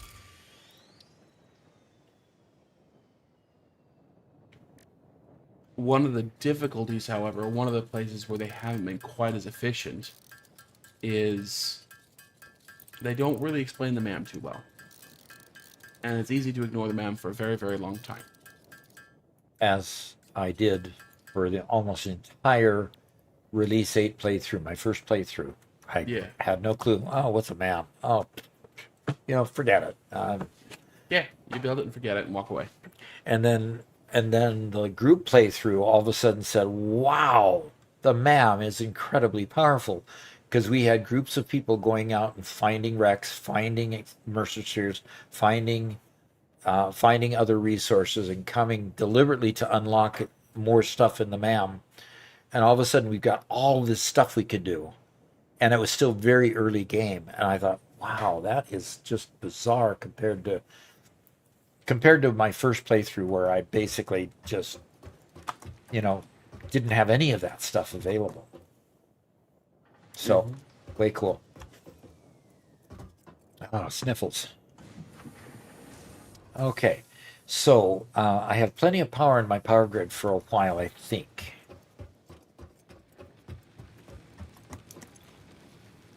Yeah, I think I have plenty of power for a while, Robert. Yeah, you do. Look Good. at that. Yeah.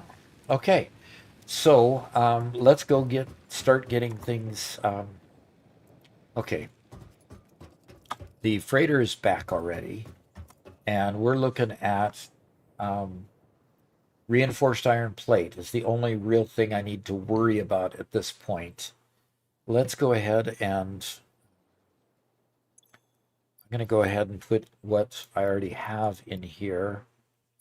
I don't have quite enough rod, and reinforced iron plate, only have 23 of them, but I'm going to keep those because I need those. I'm going to drop off here the remains there because I don't need to carry those around. Alexa. Wait a minute. Alexa's showing us up again. What's she doing? She says, I was doing tier 2 with 3,000 megawatts of power, so less than 1,000 is nothing at all. Okay, fine. Fine. Power slug research. Okay, I've got a power slug. Let's research that. Yeah, same with the awesome shop solar flare. You're absolutely right. This semi-slug, 8 now dubbed Power geothermal Slug, is generators on early in pure its life nodes. cycle and has retained only part of its Yeesh. potential energy storage capacity, giving it its blue color. Power Now, when you slugs say are before capable tier of 2, you're also extracting one latent who will energy from their spend 20 hours exploring the entire map before you even start playing the game. So, that's not even a fair comparison. All right, I'm going to look at. I've got a bit of sulfur in my bags. Let's see what I can do with that.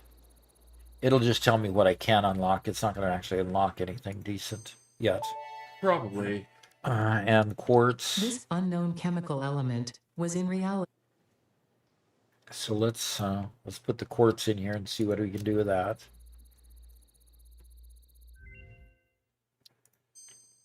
Okay, so we can make silica and The quartz crystalline mineral crystal. was a previously unknown variation of quartz, with uniquely large and flawless crystals, normally only found in synthetic quartz. The industrial application of this mineral will follow that of its synthetic counterpart. Ada This does a lot of fruit- talking. Caterium, alien megafauna. Okay, I can research that one because that's the kind of megafauna I found.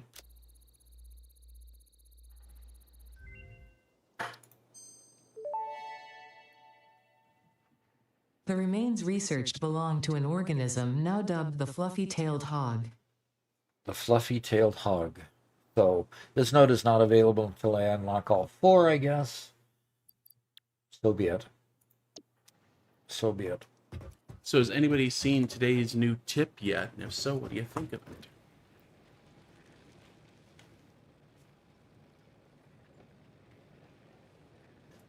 Okay. So, yeah, what do you think, guys? I had another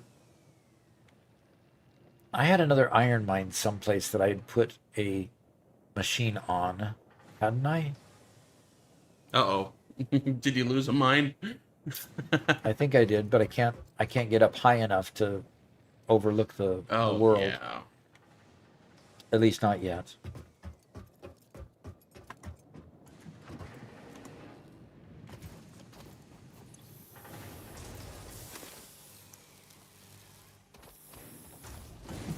Nandor did see the new tip. Very cool. Okay.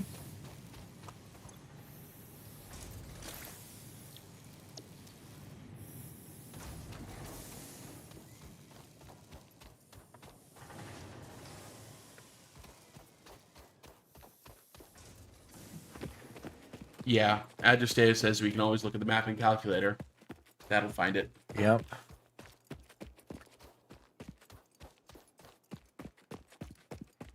And Solar Flare's hasn't watched the short. He's been too busy designing a computer plant. And he's the one who's been trying to make pretty builds on the server. So Oh. Cool. definitely don't want to interrupt that.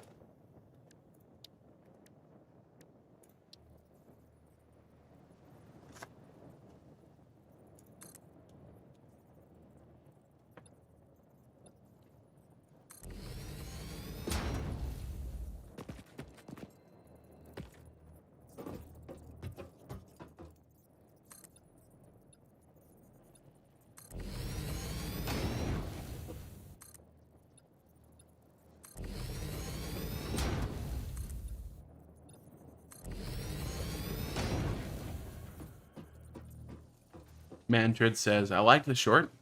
Only thing I would not do early game is try to use Caterium wire, as there's usually more than enough copper ore to go around usually. The advantage of Caterium wire is the simple fact that it makes more wire faster than copper. So while you're right, there's plenty of copper around. Sometimes your need for wire just outstrips how fast you can make it. So it's a suggestion, of course, not something mandatory, that's for sure. But that's the thought. That's the thought behind it. Yeah.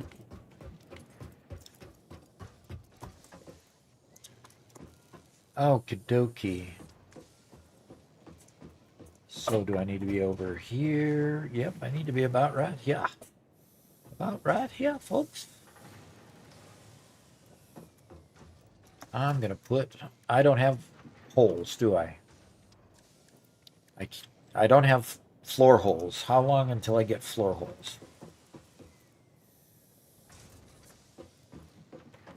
Okay, I got to hang it off the edge here. Alexa says, I love the tip, but I would have added that the chance of getting Caterium wire recipe before unlocking 2.1 is 75% with one scan and rescan. That's pretty good chances, isn't it?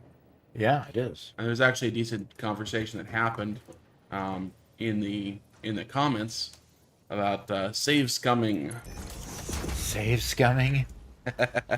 So that's the derogatory term for it, but it means, you know, something like when you're scanning a hard drive, the results are random, and so people will save the file right before the results come in, and if they don't get the result they want, they'll exit and reload the save and check it again, and exit, reload the save, keep on doing that until they get to what they want.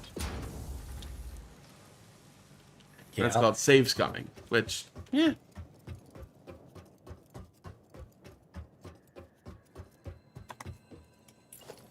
If you enjoy it, have fun.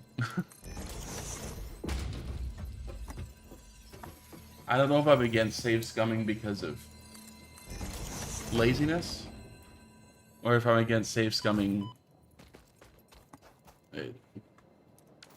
because I actually don't like it. But I think it's mostly just laziness.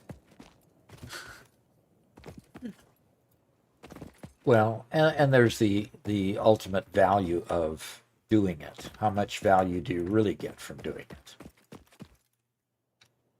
Yeah. Oops, I think I miscalculated something. I built the platform out from the rock and didn't provide myself an access point to get back up on the platform. Ruh-roh. Yeah, not terrible. That was dumb. Dumb, da dum dum.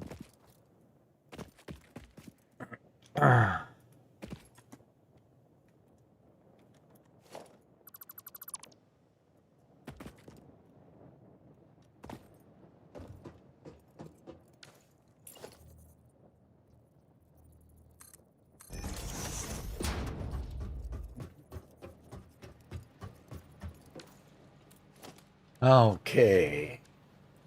And Nandor said, Foundations. that's what Nandor does to get the good alt recipes. A little bit of save scumming. Yeah.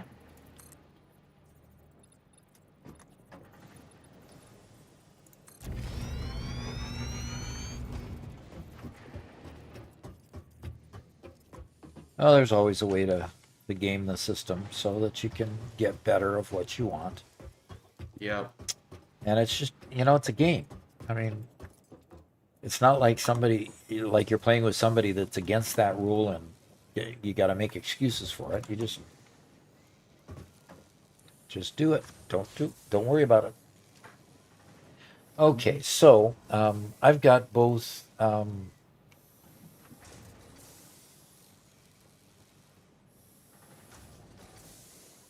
Okay.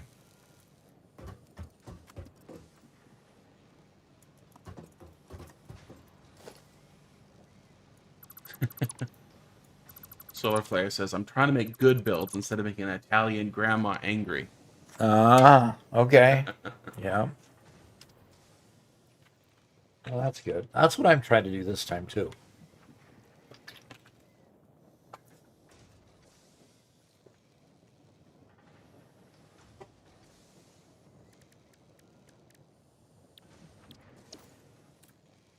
Okay, now what I want here is I need a manifold of smelters.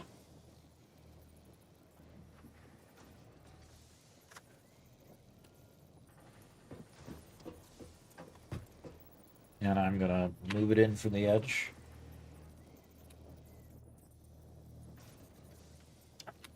Yeah, let's move it in from the edge that far. There we go.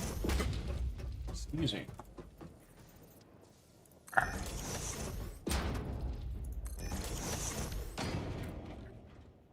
And Adjustea, by the way, is having spaghetti for dinner, and is having it delivered. Oh, How about that? I'd say that's pretty nifty if you can do it. Uh-huh. Service with a smile. Uh, Speaking of, again, of cities and the Yep. benefits of cities, you get a lot more deliveries when you're near a city. Yep. In fact, when we first moved here, the Walmart that we go to that's 26 miles away wouldn't deliver out this far. And later on, they opened it up to delivering this far. And so Robert, instead of going and shopping in the store, takes advantage of that. Yup.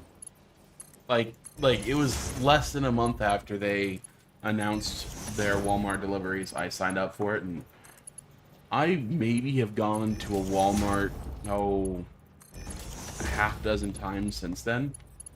Not going to Walmart has made my quality of life at least 2% better. 2%. Okay, we're gonna About 2%. Yeah, I think we're gonna that is- quantify Yeah. it. Okay.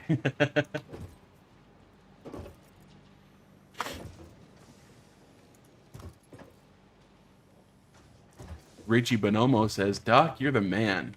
Thank you. Just started playing your videos. Helps so much." Thank you for saying so. Appreciate that. I do wish so much we had the mod on here that allowed you to daisy chain machines for power. Yeah. That would be a quality of life mod that I would really enjoy.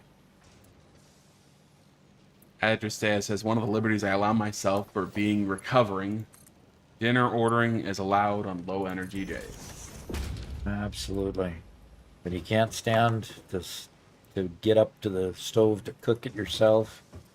You can't run out to the store to get the ingredients. Absolutely. Bring That's what you have a it Garrett on.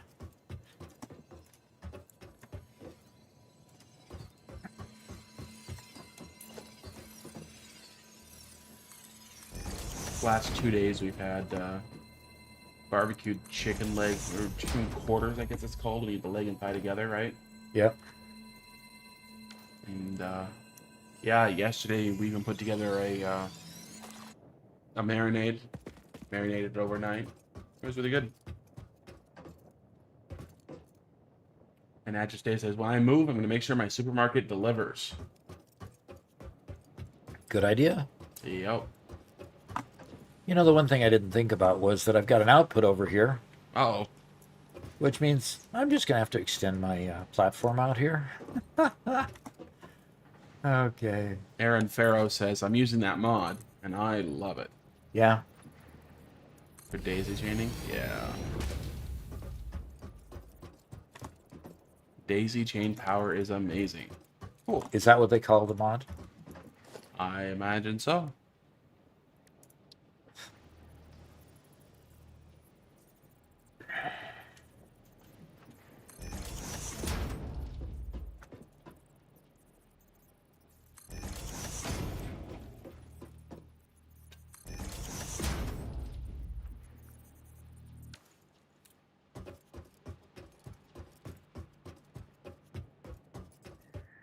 This is where it really gets frustrating. The fact that we've got that I've got 6 machines, and I know that 6 machines won't be supported by the amount of production I have. Uh-oh. You gonna go away AFK for a bit? Yep. Okay. Go to the drink. Okay. Robert will be right back. Get water. He's gonna go get real water instead of carbonated stuff. Okay, fine.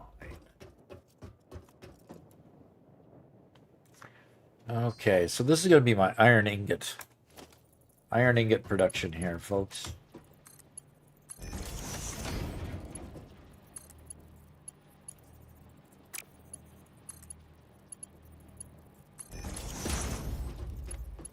You know, when I finally learned about using the right mouse to correct problems like when you're doing this and you accidentally, you know, reach around the wrong direction or something like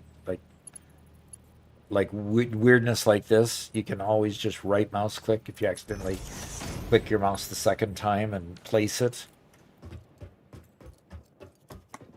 You can right mouse click to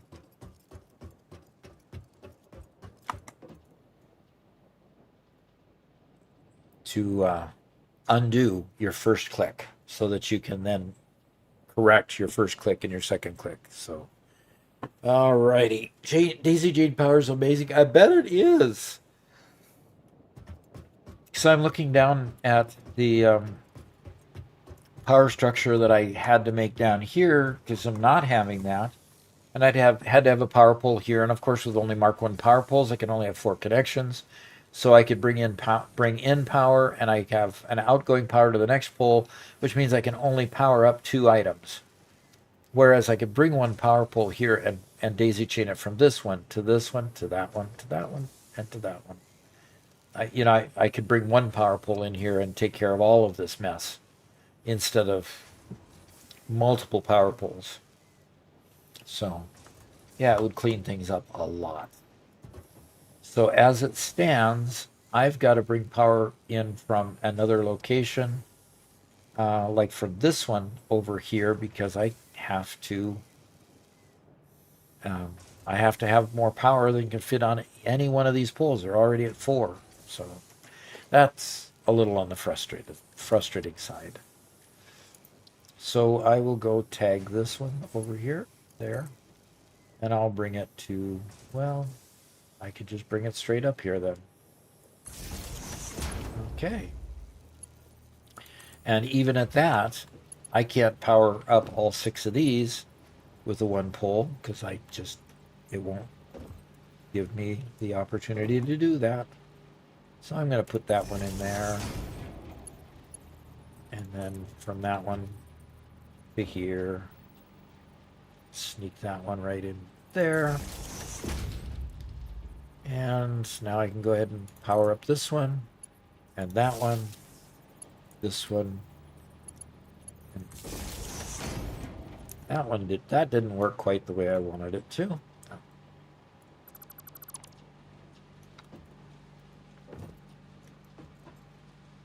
That's really weird.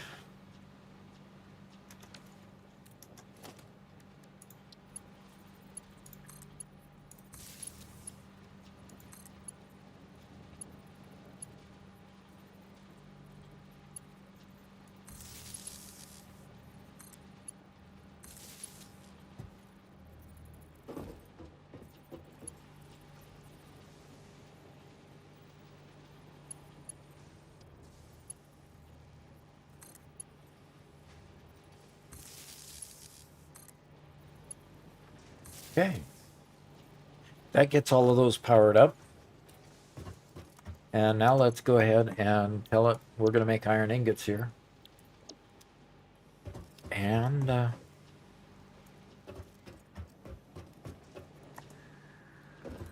going to copy this, Control C there, settings copied, settings pasted, Control V, and I'm going to Control V again here to paste those.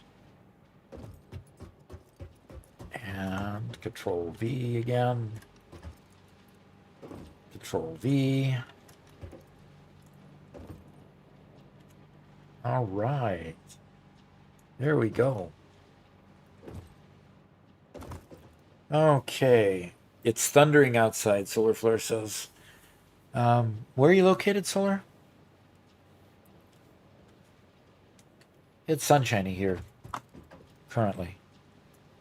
But it's supposed to be stormy in the next couple days, which is kind of typical. It'll stay nice for a while, and then it'll get stormy again. Okay, so let's bring this product up here and dismantle basically what we've got going down here. So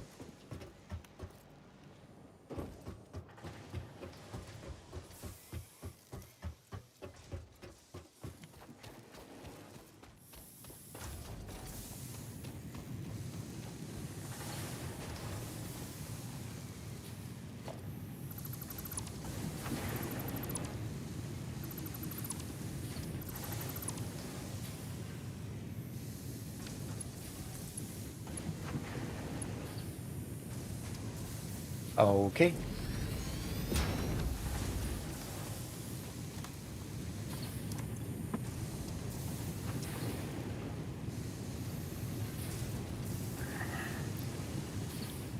Okay, I'm gonna go ahead. How much bag space do I have? Not much. Let's see how many of these I can dismantle without filling my bags completely up and having a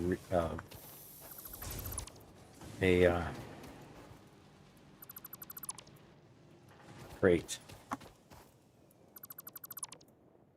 Ah, no dismantle crate yet. That's good.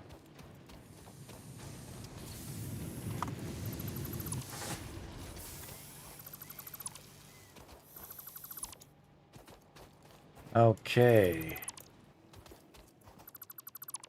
Yes, no dismantle crates. That's cool. And so I have successfully taken my first mine and started these working up here.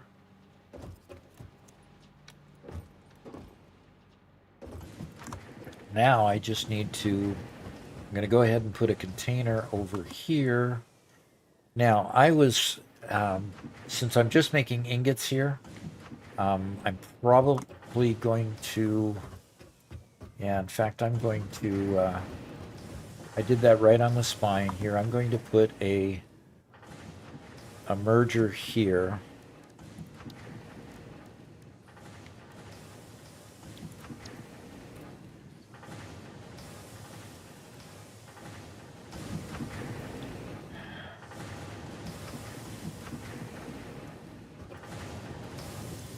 Okay. When I get to upgrade both, wait a minute. I don't have Mark II yet. Okay. When I can upgrade and get Mark II stuff, I'll be able to get things moving faster. Okay, so I'm going to build a container up here. I gotta build a container up here, just put it right there. And I'm going to build a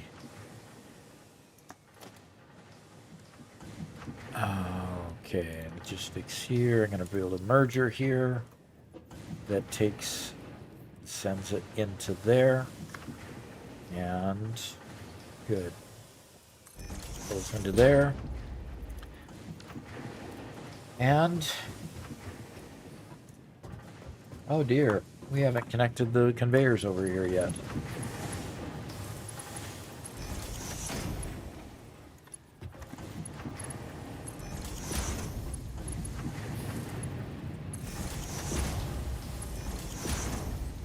Okay, got those conveyors connected. There we go. Oh, Control C, Control V. Yeah, I love that too. You know, that's the normal, Microsoft Word, all the Microsoft product sort of ways to copy and paste. Control V, Control C. Okay, went the whole distance. That's cool. Okay. So those are coming and go here to there, and those ingots are coming. Okay, so I have an ingot factory here, and I can now take this, go down here, and I can create, I can go ahead and extend this platform over here and take these ingots and make more of,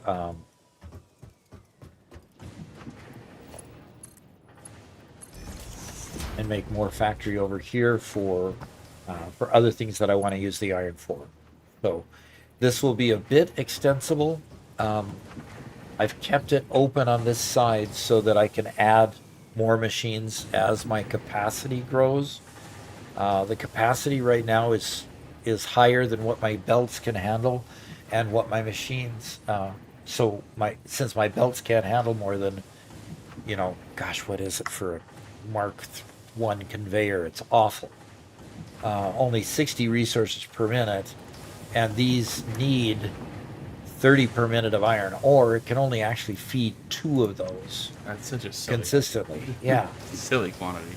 So as soon as I get Mark II belts, which that's the next unlock up here, Logistics Mark II. As soon as I get more belts, I can go ahead and seriously increase that by quite a bit. Actually, it'll go from, I believe it goes from 60 to 120. So at that point, I'll be able to feed 4 of these consistently. Um, and once I can feed 4 consistently, it'll be a bit better.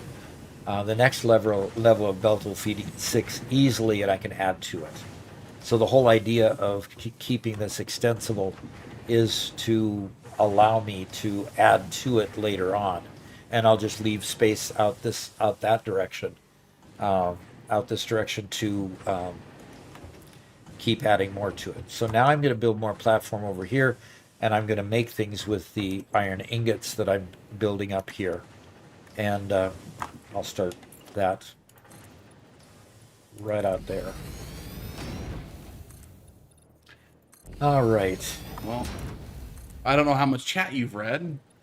I've tried to keep up with a little bit. Hey, favorite spot for late game Mega Factory?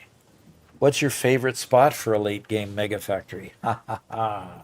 I do have a favorite spot. It's just south of here, south of the Dune Desert, where the land kind of juts in and goes to that marshy area along the ocean.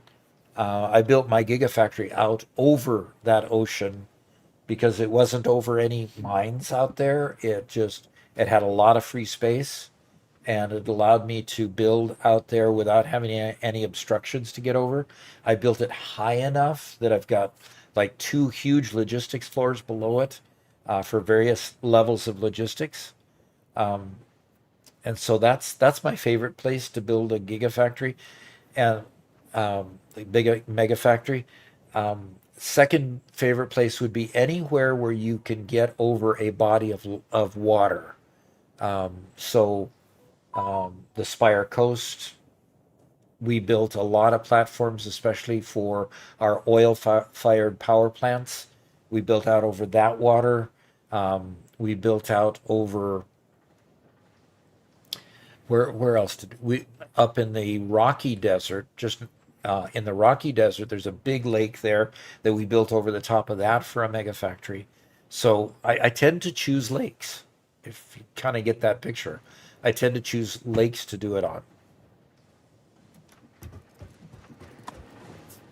So those are my favorite spots. Robert, I've got to take a quick AFK break. Yeah, absolutely. So you can keep chatting with folks, and I'll just be right back. Yeah, My favorite place is the Rocky Desert Lake. Yep, yep. I agree with that. That's a good place. Well, sure. Here, let me show them my screen. They can see what I'm editing right now. How about that? This is not boring at all, right? I'm actually putting together our latest compilation video for shorts. So we just hit short number 76. So I'm slowly going through and copying all the previous ones. So I just did. Remind myself again. Exploration. Just did explorations. Now I'm going to short 64, and it's so cool because. So I've been using DaVinci Resolve for a couple of years now. There's a free version, but we did pay the $300 because it unlocks GPU rendering with the full thing. So it's quite nice. Anyway, I'm just going back and forth between projects and pasting in my old shorts, and I'm gonna add them up and get that out later this week.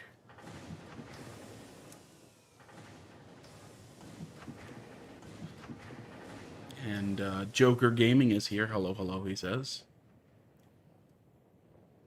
And Zammer's doing his mega factory between the northern forest and the Rocky Desert. Okay. Up between the northern forest and the Rocky Desert. Interesting. Okay. Is it because you like the nodes that are around there, or what? That's a pretty big change in elevation, right?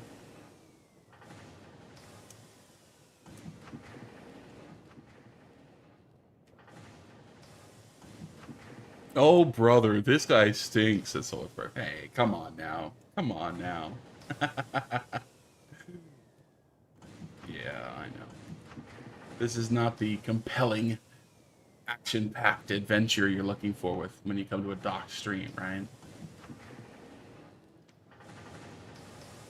Ooh, this one didn't have any music attached to it. Oops.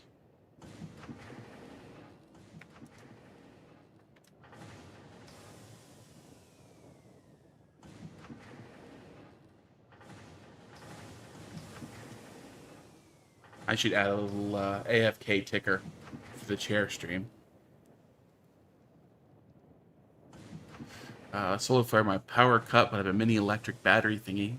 So if the power goes out, my PC still's on. Power's back. I got my strong Wi-Fi back. Cool. Yeah, we bought some. So Garrett has a UPS on his computer, and it's worked great. But we bought one for both the stream PC and Doc's PC, and they've just stunk. They just never really, really worked well. Which is kind of sad. No. I was speedrunning. That's right. Oh, look, it's the one that I did. One that's made by AI right here. Look, this one right here. That's not my voice wavelength, you see. That's AI, because that's what everybody said.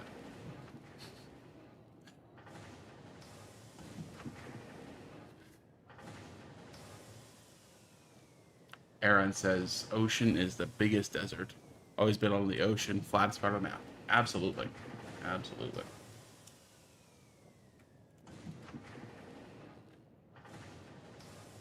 Satisfactory model. Can you tell me the software name again? This is DaVinci Resolve. It's up here in the top left-hand corner. It's DaVinci Resolve by Blackmagic Design.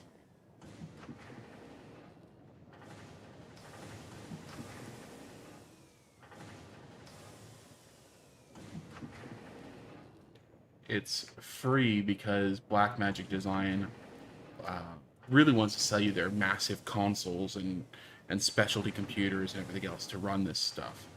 But this software itself is great. It's actually in 2 windows, so let me cast that. Here's my second window over here. Oops, and it decided to change. Great. Now I'm going to do the same thing again. There we go. So yeah, I have 2 windows, one for the clips, one for the full timeline. But if you're ever doing video editing and you're looking for something that's cheaper than Adobe, I would 100% recommend this. It's fairly well supported. No, it's extremely well supported. The question is how big the modding community is for all the extra packs and whatnot. You'll never beat Adobe for that, unfortunately.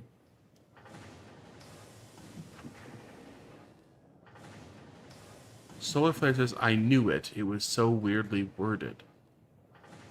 Huh? Okay. And Mokiru Abbey says, my Mega's on the beach. My slap factory is the forest. What's a slap factory?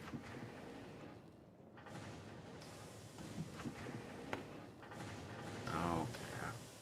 Oh, this was my pass it on. Okay. That's not Robert. Satisfactory modeler.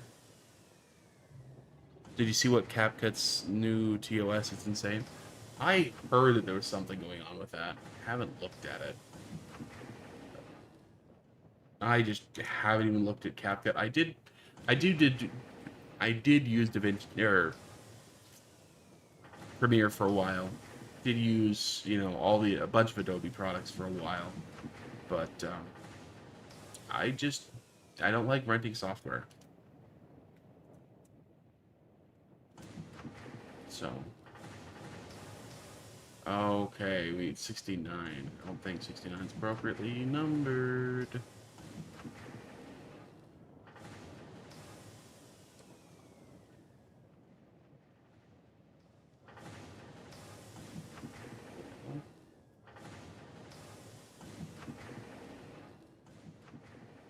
Let me see. Let's pull it over here. Look at the back end of the YouTube channel again. 76, there we go. 69 is decorative tires. Yeah, that's Garrett's. Okay.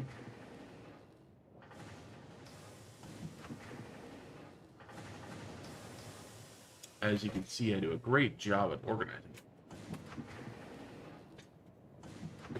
All right. my Here I voice is am. weird. Oh, They gosh. can- Robert, What? you're working away. Yeah.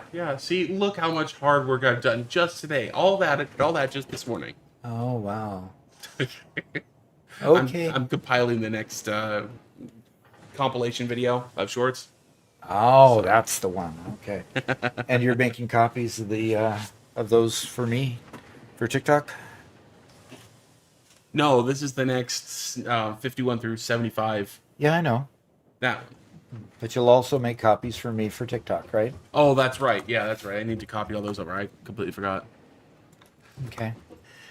And Alexa says, Robert, I feel sorry for you. Doc is having fun while you're slaving away.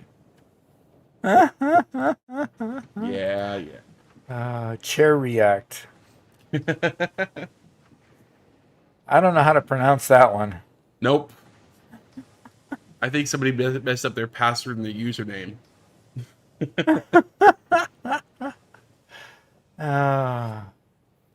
They can use your video as ads, and if you use copyrighted music and they get sued, you get sued. Oh, fun.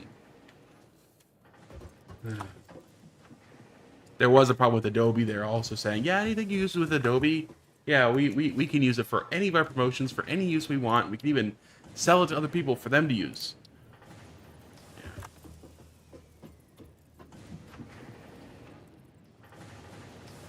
Okay. That ought to work.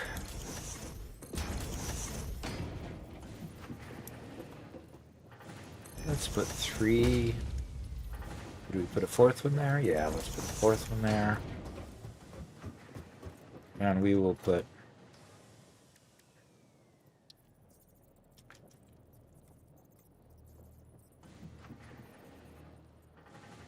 Okay. How much space do we need? Need more space than what we've got. I need Always one more more space. row. And we have a first-time chat from Juice Rain saying, hello, sir. Hello, hello.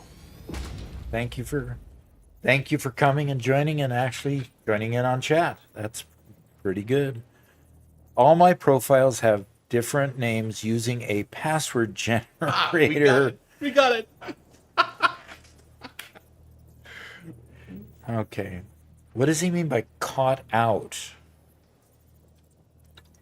Oh, just you use the same name across a bunch of different platforms, therefore they're able to dox you by, well, this person has, is known as Gaming with Duck on this here and here and here and here, and they're able to piece together your stuff about you by doing that. All right. That must be the concrete over there. It's nice having this platform way up here. Yeah. Funny enough, AQ, we also have somebody here whose name came from used to be a CAPTCHA, and so we just call him CAPTCHA instead.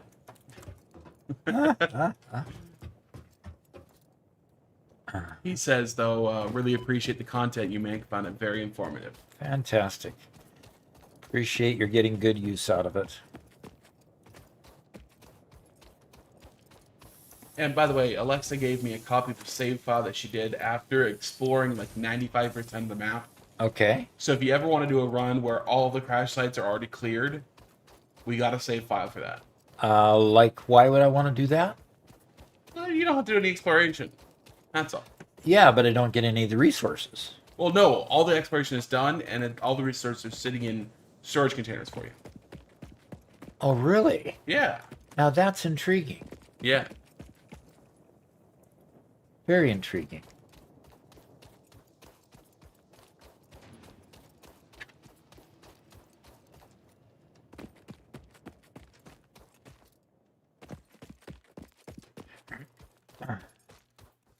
Solar Flare says he's been working for 3 hours on the computer plant, and it's only 20% done. Okay. Quite a bit of planning going into that. All right, how many rods do I have? I've got enough rods. Not quite enough rods. Let me just slip stuff in here that I need to... Yeah, I've got enough rods. And not enough reinforced iron plate yet. but I can make some. But I've got more rods. I can make screws. I've got screws. Let's make some reinforced iron plate. And let's deposit. And Arrow says, remember the lookout tower too if you want a little bit more height to Design. Yeah, thank you for reminding me again. I appreciate that. I so often forget the tools that I even have. So I can make 25 reinforced iron plate. I don't know how many more I need. So I'll have to just make these and then go check it. The one thing I don't like about this particular dialog box is it overlaps. If it's got 4 items here, it overlaps this last one on the left. So that gets to be a little discouraging.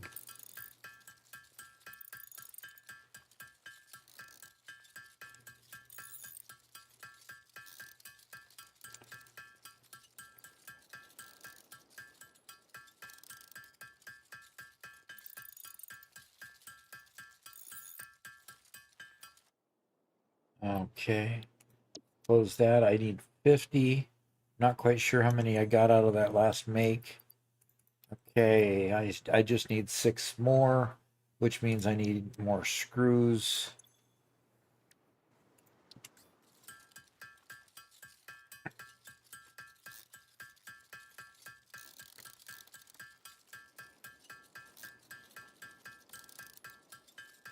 And then I've got to get my rod line back up and running and my screw and my plate line back up and running. That's what I'm building up in that platform I just finished building with the ingot production.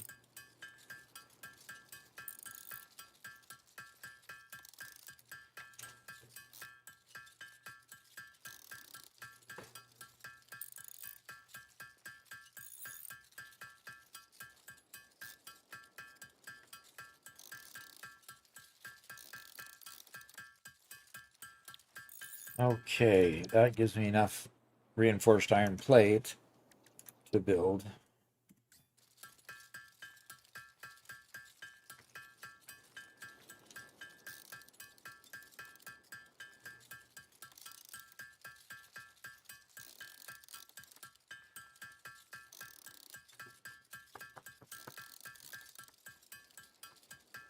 All right, Alexa, Doc, did you tell Robert I gave him my exploration save file? Yes. You just did. You just did, right? Solar Flare sent you something too, it looks like. Yeah. You know, it's one of those days, you know. We've got a red button. What? We got the hand smash. The fist smash this time. Milestone reached. Fix-It would like to remind you of your contractual obligation towards efficiency. Recreational use of belts and lifts does not count towards work hours and will put you on the list. Stay efficient, don't disappoint Fix-It. I don't know what list they're talking about, but we'll figure it out, I suppose. Okay. This place is starting to look official.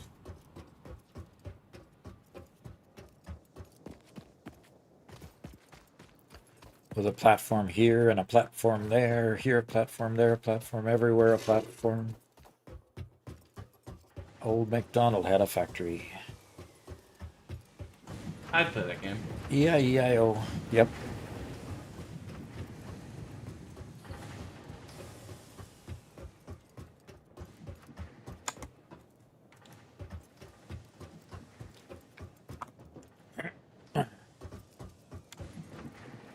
And those are input sides, right? Yeah, those are input sides. And I'd like to put that on there, which means I need that. Okay. There's a constructor, and we're going to put that going that way. And we just want to line it up with the other one across the way. And it doesn't. Okay. Ah, that does line up. Good.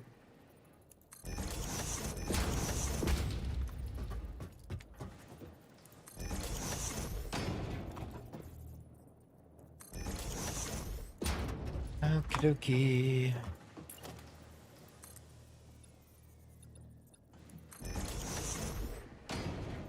Now it's just getting fun.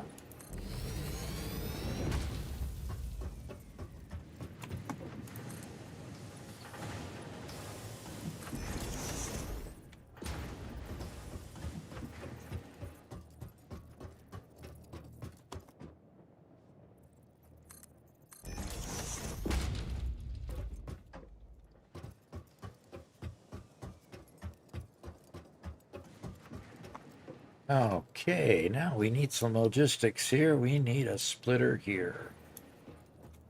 And Yeah, and Alexa sent me some pictures of what the save file looked like, so you kind of know where to go and what you'd find there.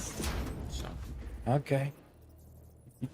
no, Solarfire, you're fine. I don't get to stuff that's on my Discord unless I'm actively checking it during the stream. You know, when I'm trying to edit it. That's hard for him to do, to be editing, watching the stream for me, and Yeah. it's kind of hard to watch Discord too. So I hope you'll forgive in that case. Oh, So Janak says, don't you feel like the floating foundation is something just wrong? I absolutely have to support them with pillars. okay. Yeah, there is something wrong about that, you know. There's certain amounts of suspension of reality that has to exist in a game like this. So, Yeah.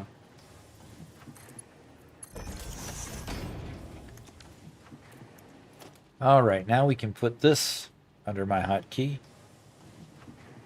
So now we've got Mark II conveyor belts. Yay. Now we can go upgrade a bunch of conveyor belts. But see, we're going to run out of reinforced iron plate. Really.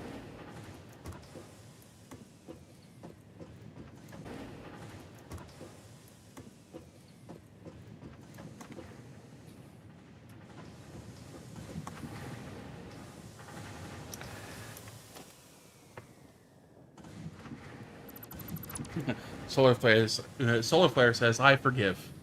Oh, good.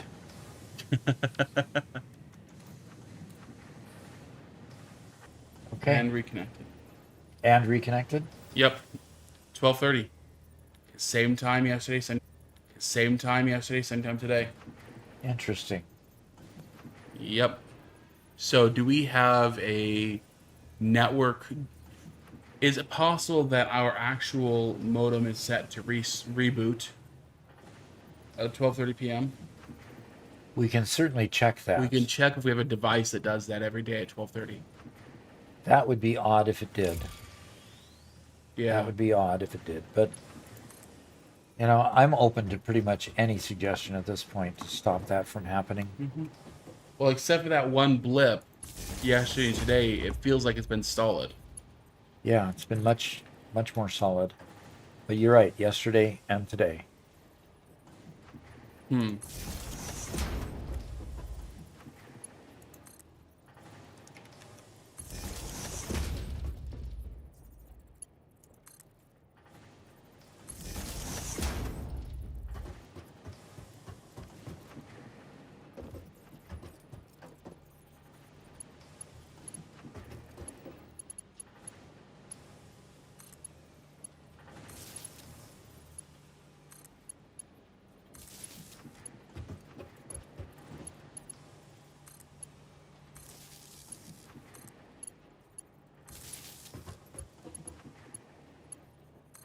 And unfortunately, rather frustratingly, Starlink doesn't provide a website to log into the modem. You have to use the app. Yeah, Chingo, exactly. Typically, networks normally reboot or update at midnight or 12:30, which means that your server's update clock is off by 12 hours. That'd be weird, but that would make a whole lot of sense for what's been happening and how consistent it is.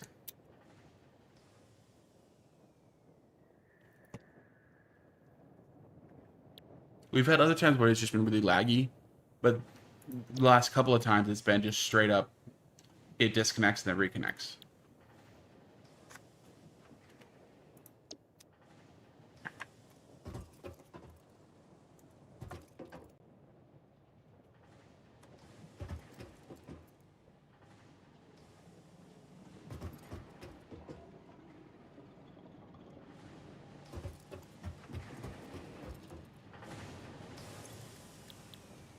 You can go in there and manually change it. For most you can. We need to look at the Starlink app and see what we can do there. It does not allow you to have just IP, just access with a browser like you can with most.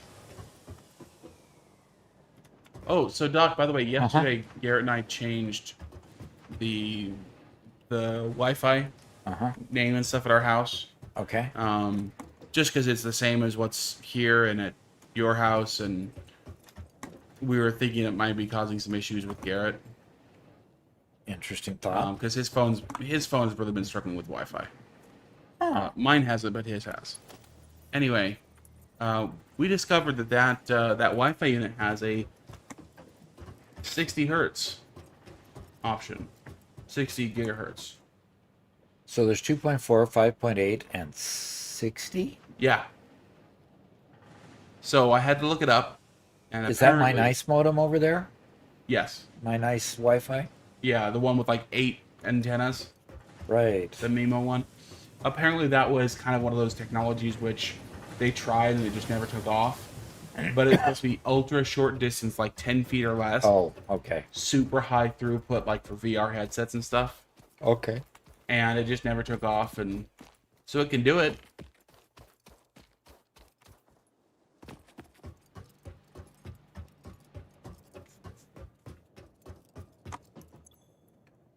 All right.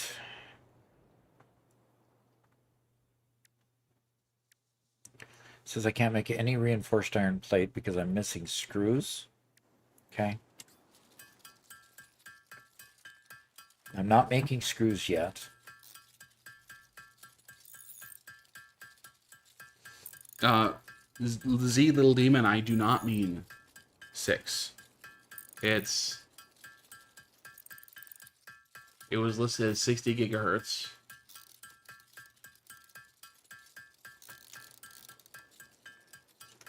Six zero, yeah. All right. YouTube's not receiving enough.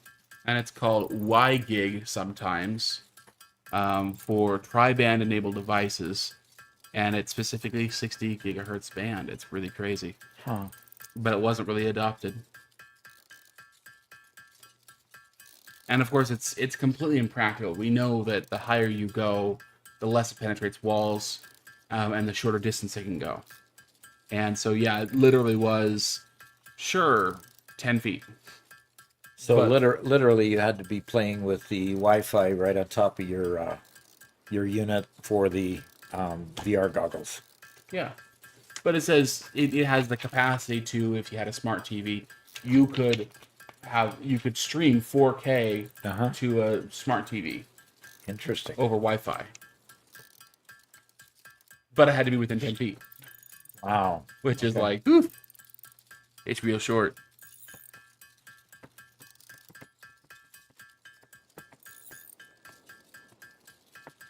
So we have 1,380 followers right now on Twitch.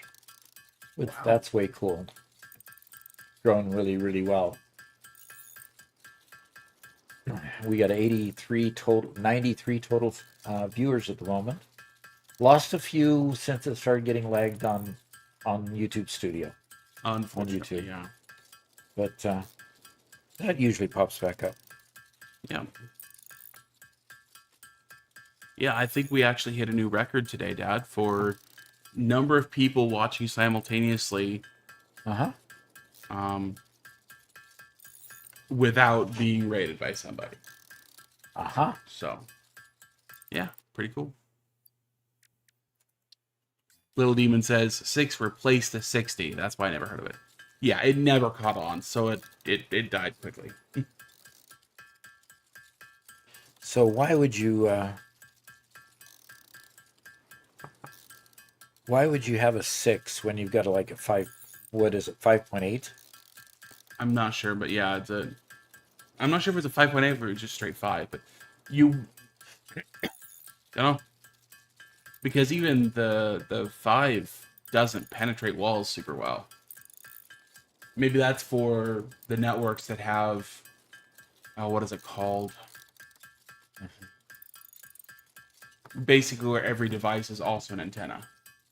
Well, Nandor No, asked, mesh network. Something like that. Nandor asked a question about what parts does my PC have. I'm running a 13th generation Intel CPU. I can't remember the speed of it. 13700 KF. Say that again. It's a 13700 KF. Okay, what does that tell me? 700 That's KF. the that's the model number. Sorry, Okay. I don't know what the speed is. Okay.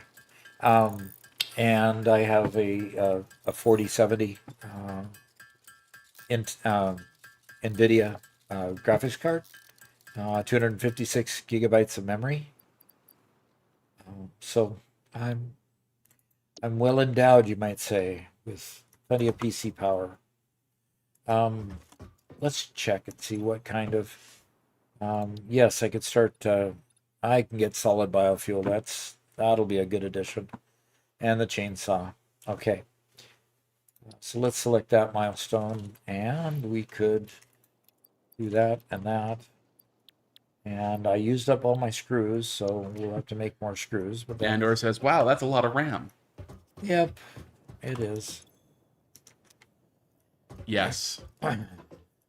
So Doc and I, for my entire life, ever since I got old enough to start building my own PC, have been one-upping each other for computers.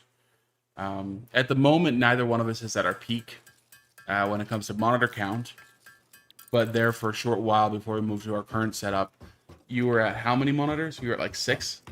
Oh, I think it was 5 actually. 5 monitors.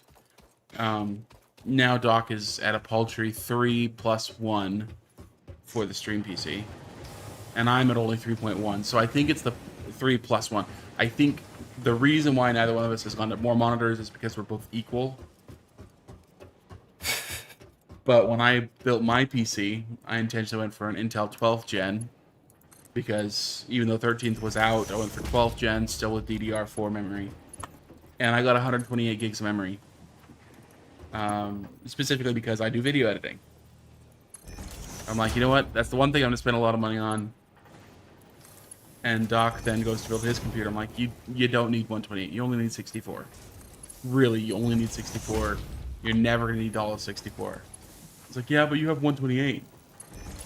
And I roll my eyes. Next thing I know, he's installing 256 gigs. Which is insane. Yep. I don't have any problems with memory use. That's true. You know? Ah.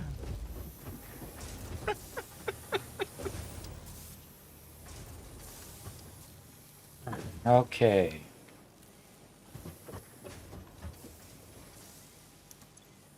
Okay, rods and plates are now being produced. Rods over here and plates over there.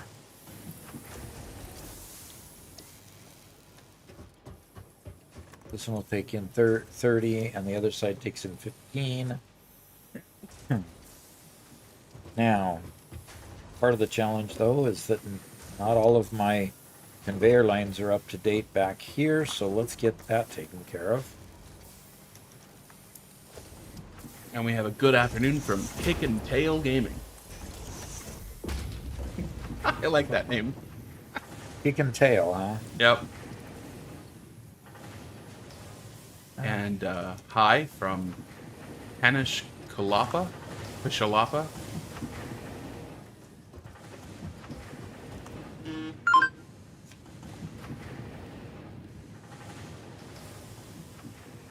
Nandor asks, how would you possibly use more than 64 gigs of RAM? To be entirely honest, I don't know if my computer has ever used more than 64. I need to say hi to somebody. Hi, Gideon. Hi, Bennett. Hi. I need to say hi to somebody. Gideon, hi Bennett, hi Sadie. They're watching right now. So, hi there, guys. Glad to see you. Hope to see you again tomorrow. Talk to you then. Bye bye. So let me tell you some interesting and embarrassing stories about my sister. Um, um,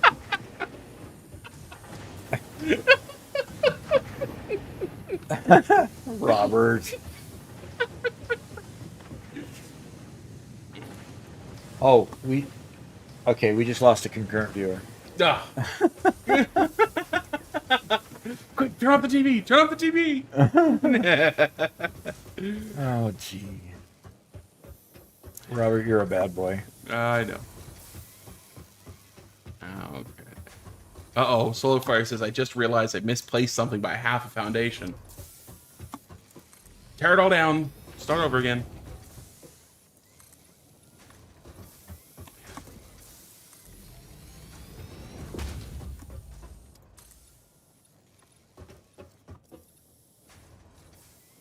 Gino says, I swapped back to being an AMD fanboy, and I'm glad I did.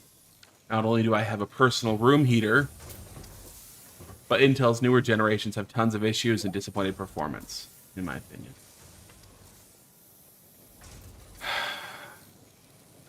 Yeah. My computer won't be upgraded for a while. But when I do, it'll probably be AMD, and I'm going to be very sad about it. Because I have never built a computer that wasn't Intel. Intel and NVIDIA specifically.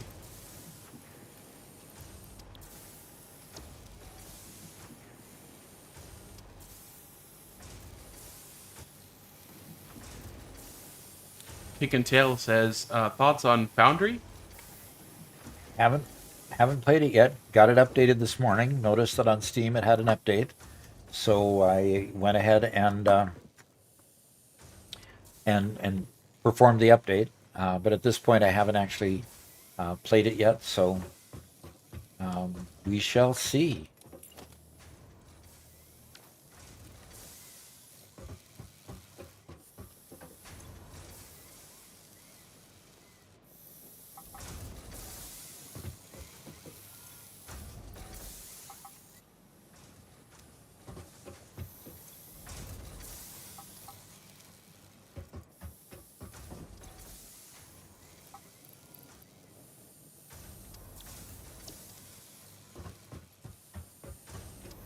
Gologram says, could be worse. You could be getting a Dell. Oof. Oof. Could be getting a Dell PC, huh?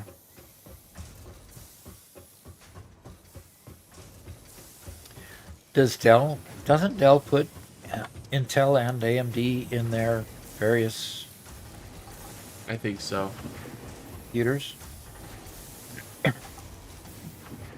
Adrestea says, best part of being made redundant, I get to hand in the work Dell. Yeah. I enjoyed handing in my work Dell computer on my last day of Boeing work too, so I can sympathize there. I know they were intending you to dock your laptop, but how big was the screen on your laptop? The very last one they gave you? Oh, 15-inch. 15-inch screen. Yeah. And did you happen to work on spreadsheets or databases or Oh anything yeah. like that? Oh yeah. All the time. On a 15-inch monitor? No, because at work I had a docking station that linked to two large monitors. But you have a PC that's supposed to be running. You have a laptop, but you're doing all your work on a laptop. Yeah. Always on a laptop. So you're always constrained by the CPU. Yeah. You're always using, you have a 15-inch monitor, but then you have to dock it. But the dock doesn't move. Only the laptop moves. Yeah. So when you went on a business trip, you you would just do with the 15-inch monitor, or you found somebody's they had workstations for you at the various locations where you could dock it to other places that had multiple monitors. because they had hoteling stations, they called them. So, At least they didn't have full, pure, thin clients. thankfully, although they did talk on many occasions about going to thin clients. That would have So- been incredibly frustrating. When I was in my early 20s, and I learned about thin clients, I was enamored with the idea, and I, just like there were so many game cafes popping up at that time, I wanted to build one so badly that I bought an old server and a couple of thin clients, and I actually got World of Warcraft to play on a thin client while I was installing a server. And so for a short while, I could go to multiple rooms of my house and play via thin client and play WoW. Now, was the performance adequate to actually play it, or was it just Well, adequate? You know, it was Sketchy. Look, this was back in Burning Crusade when the graphics weren't that great anyway. So who cares Okay. how many pixels you can see, right? Like, Okay.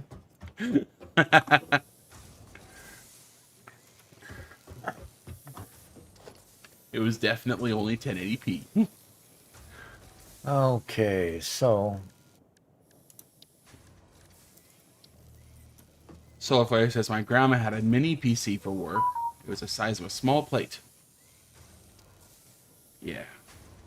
wow.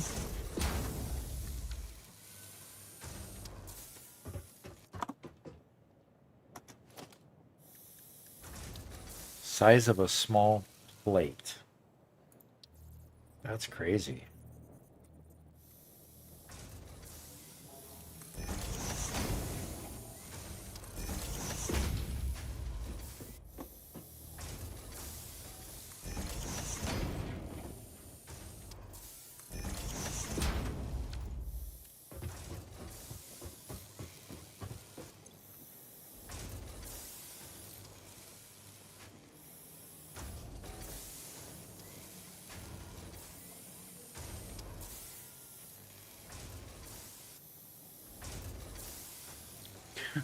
Donald Grimm says, Doc, I played WoW on a compact Presario.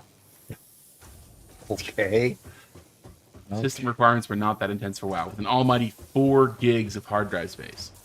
4 gig hard drive, not memory, hard drive space. Was how big?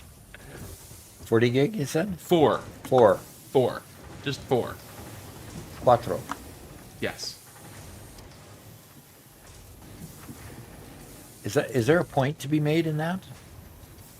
He says, WoW system requirements are not that intense for WoW. I thought you were trying to make a point. with No, that. that's what he said. And he's right. And Gino said, I bought a $4,000 PC to run WoW on the lowest settings. WoW Classic. On the lowest? WoW Classic, when that was first released, man, that was a trip. That was something special. A little bit. For a little bit? Yeah. When WoW Classic was released, you know, here, first off, it's entirely a nostalgia game. It's entirely there because things were great back in the day. Yeah, for all you guys that think it was great back in the day. Because it was. Okay. Shush. There's only 2 options. Either A, you then move to Burning Crusade and you continue through the expansions, in which it's eventually going to hit the same thing as modern WoW and interest is lost, or B, you expand the content. Uh-huh.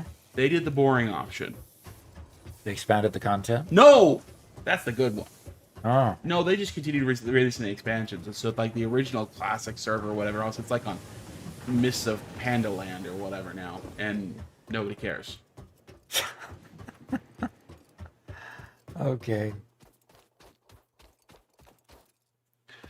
Gallagher asked, did Doc play Dark Age of Camelot or EverQuest or Ultimate Online? Nope, none of the above. None of the above. Oh, that's right, Gino. I remember that. Gino ran WoW on the lowest settings because with open world PvP, you have to run on the lowest settings to remove so the bushes don't render in the game. Because if Okay. you have two people fighting, one person has bushes on, one person has bushes off, the person with bushes on, you're gonna lose somebody. People are gonna be able to hide in the bushes, right? So, Interesting. yeah, it was strategic advantage.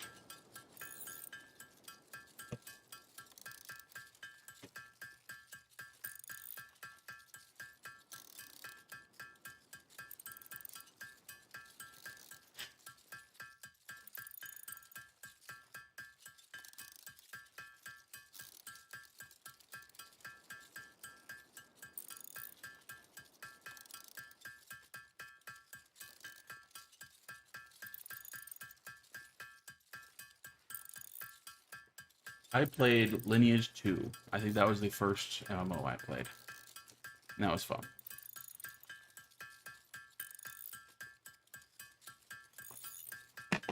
Lineage 2, huh? Yep. I've only heard of the game. Yeah. It was old. It was probably 2005-ish, I think. So Maybe what's DAOC Dark Age of Camelot. and EQ? EverQuest. Okay.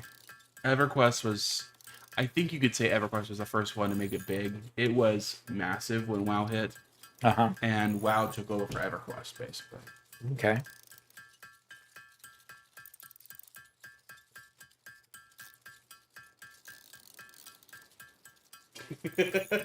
I know that video, Alexa. That's a great video. Oh, okay. Describes WoW's high point. Okay. Legion was a return...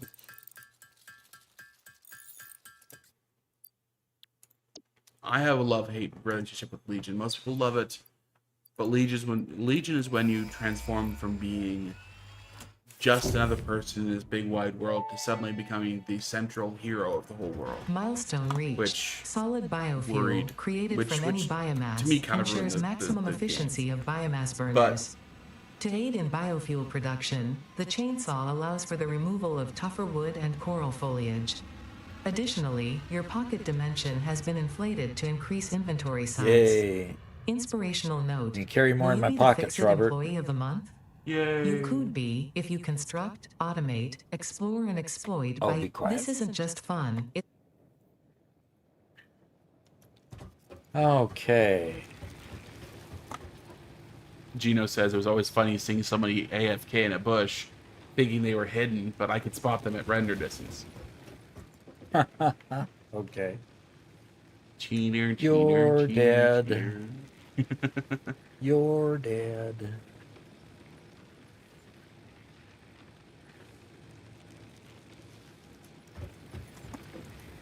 So why is this one now?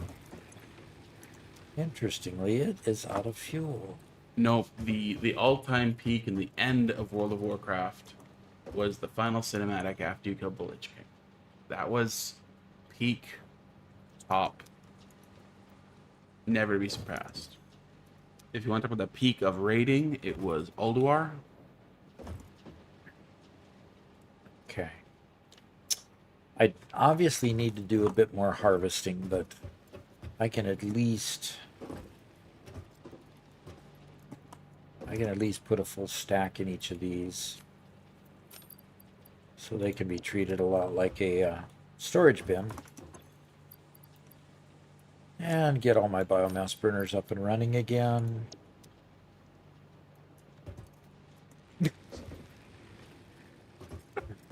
Okay, what's going on now? Adrestea says, don't mention Ulduar. I'm still farming that stupid head of Mimiron mount. Still what?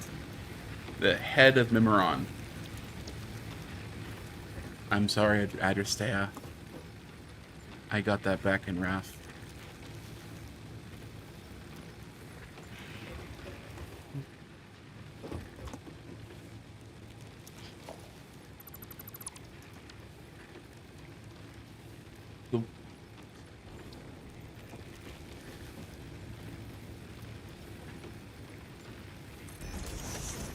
Yep, new paradigm has it right. Man, why are we talking about WoW again? Gosh darn it. Makes me upset. Yeah, it makes me upset too. 'Cause you know what happened to me. Yeah.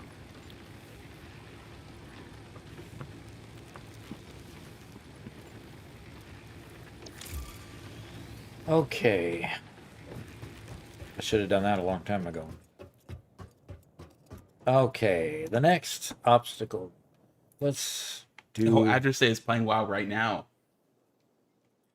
Okay. We need rods, plates, concrete, and wire for the resource sink bonus program. That shouldn't be too hard. That's easy peasy. Yeah, do it.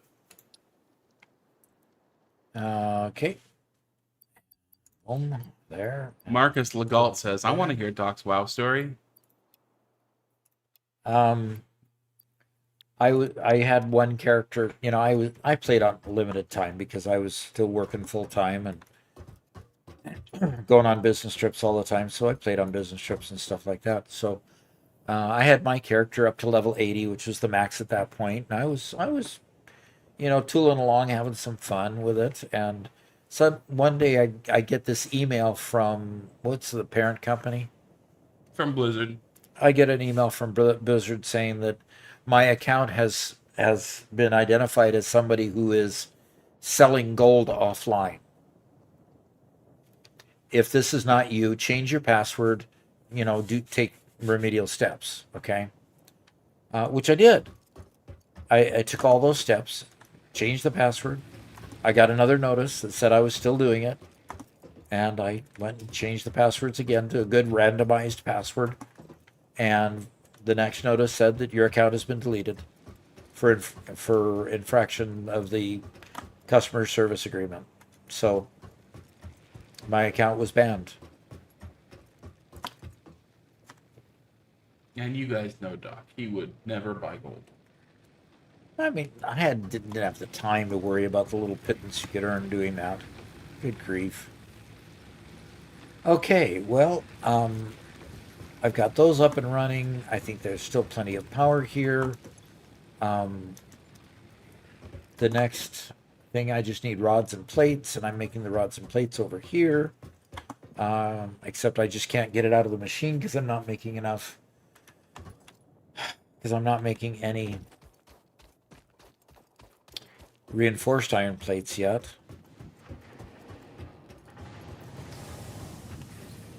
Oh no, that was dumb. Blew that one. There's a hole in my platform. I'm just not going to worry about it. I'm just going to... Well. Missing material. Oh, great.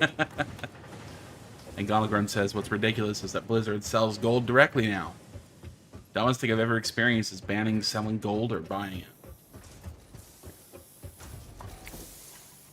I got frustrated by the banning, by the number of bots that were in the game, because I used to spend a lot of time mining, and I'd be directly competing with bots all the time. So,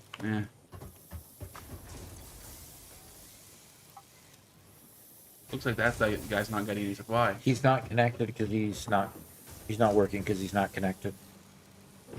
So. It's not having enough reinforced iron plate to make the conveyors. So none of these are connected at this point. But they're all producing, which is pretty cool. All right. Now I can go ahead and I've got plate and rods enough to get the sync program working.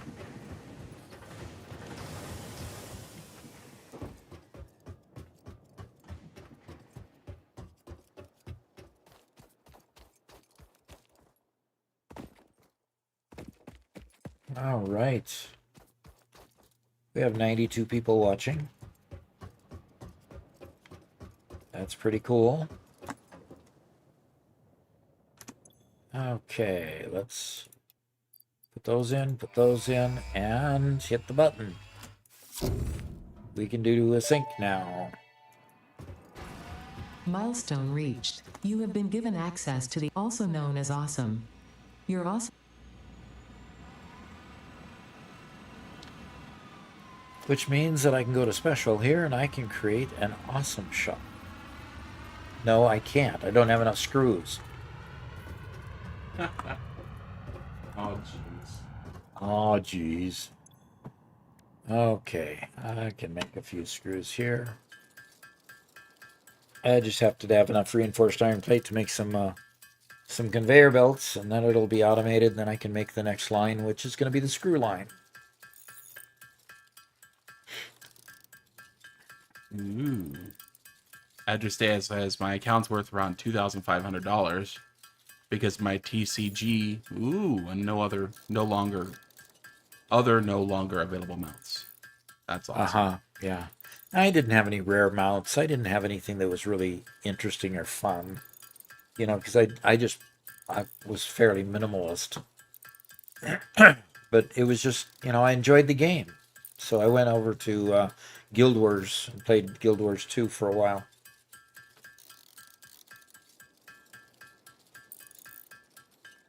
And I could still play Guild Wars 2. I still have it installed on my PC. It would probably take an hour or 2 or 3 to update. Main source in WoW is to collect everything, yeah. Yeah, I remember that about that game. Okay. How many reinforced iron plate does it take to put in a... Well, it takes 1 for each length.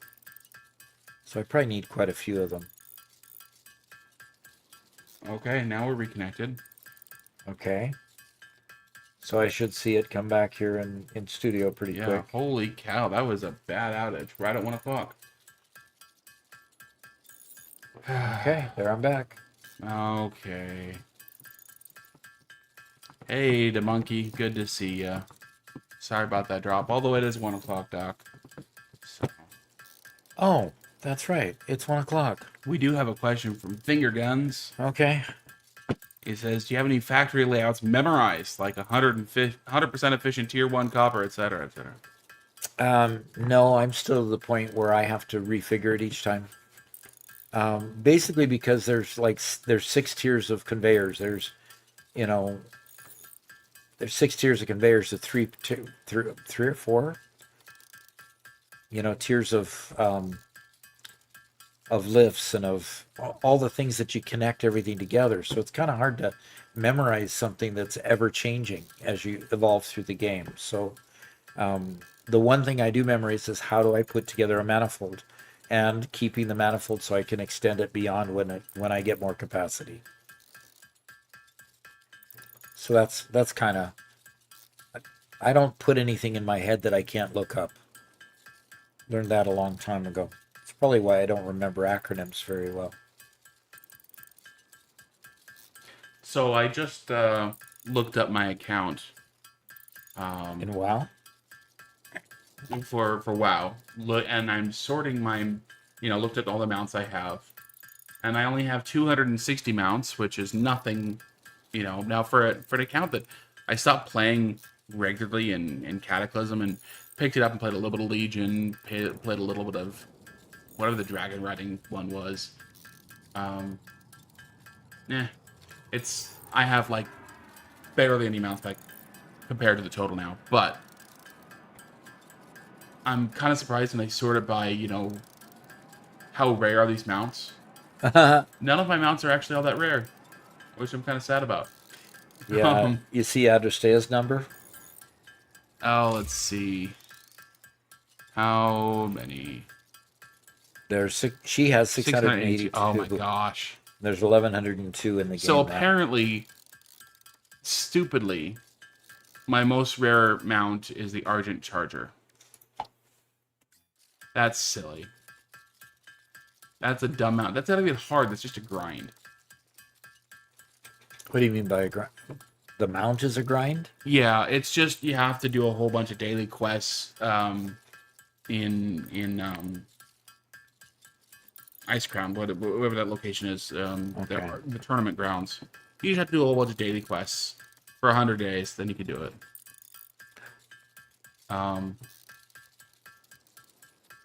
Gosh. But I have Memoron's head, but that... See, the weird thing is Memoron's head says that 11% of people have it. How is that at your stay that 11% of people have that now? That makes no sense to me. Yeah, and she says she has 12 mounts that only 2% of players have. Wow. The one I spent the most time grinding for, I think, was Rivendare's Death Charger. I have like 150 kills on Rivendare. Did you get that? Gino says he loved Guild Wars 1, but disappointed with Guild Wars 2. So... Yeah. I don't think I played Guild Wars 1. I think it started with Guild Wars 2 and when WoW disabled my account. Yeah, I only played a little bit of Guild Wars 1, but it was really hard going from WoW to Guild Wars 1. The big thing about Guild Wars 1 was that in town, you could see other players. But if you leave town, you go through a loading screen, and you're alone in the world, unless you form a party. You got Invincible 3 weeks ago. Congratulations. Invincible is a great mount. That's so cool.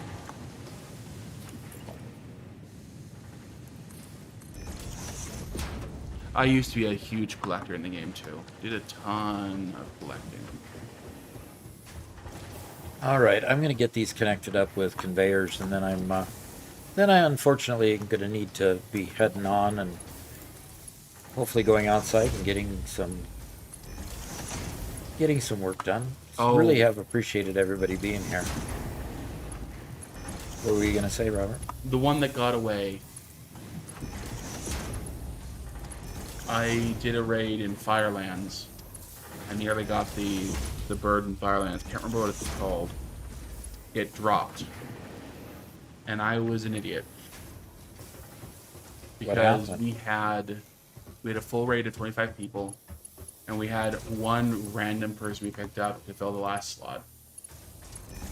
And I stupidly allowed them to roll on that mount. And I'm so mad at myself for allowing it. And I shouldn't have, even though I told them, yeah, you have free rolls on all gear, I should not have allowed this random pug to roll on Flame Talon.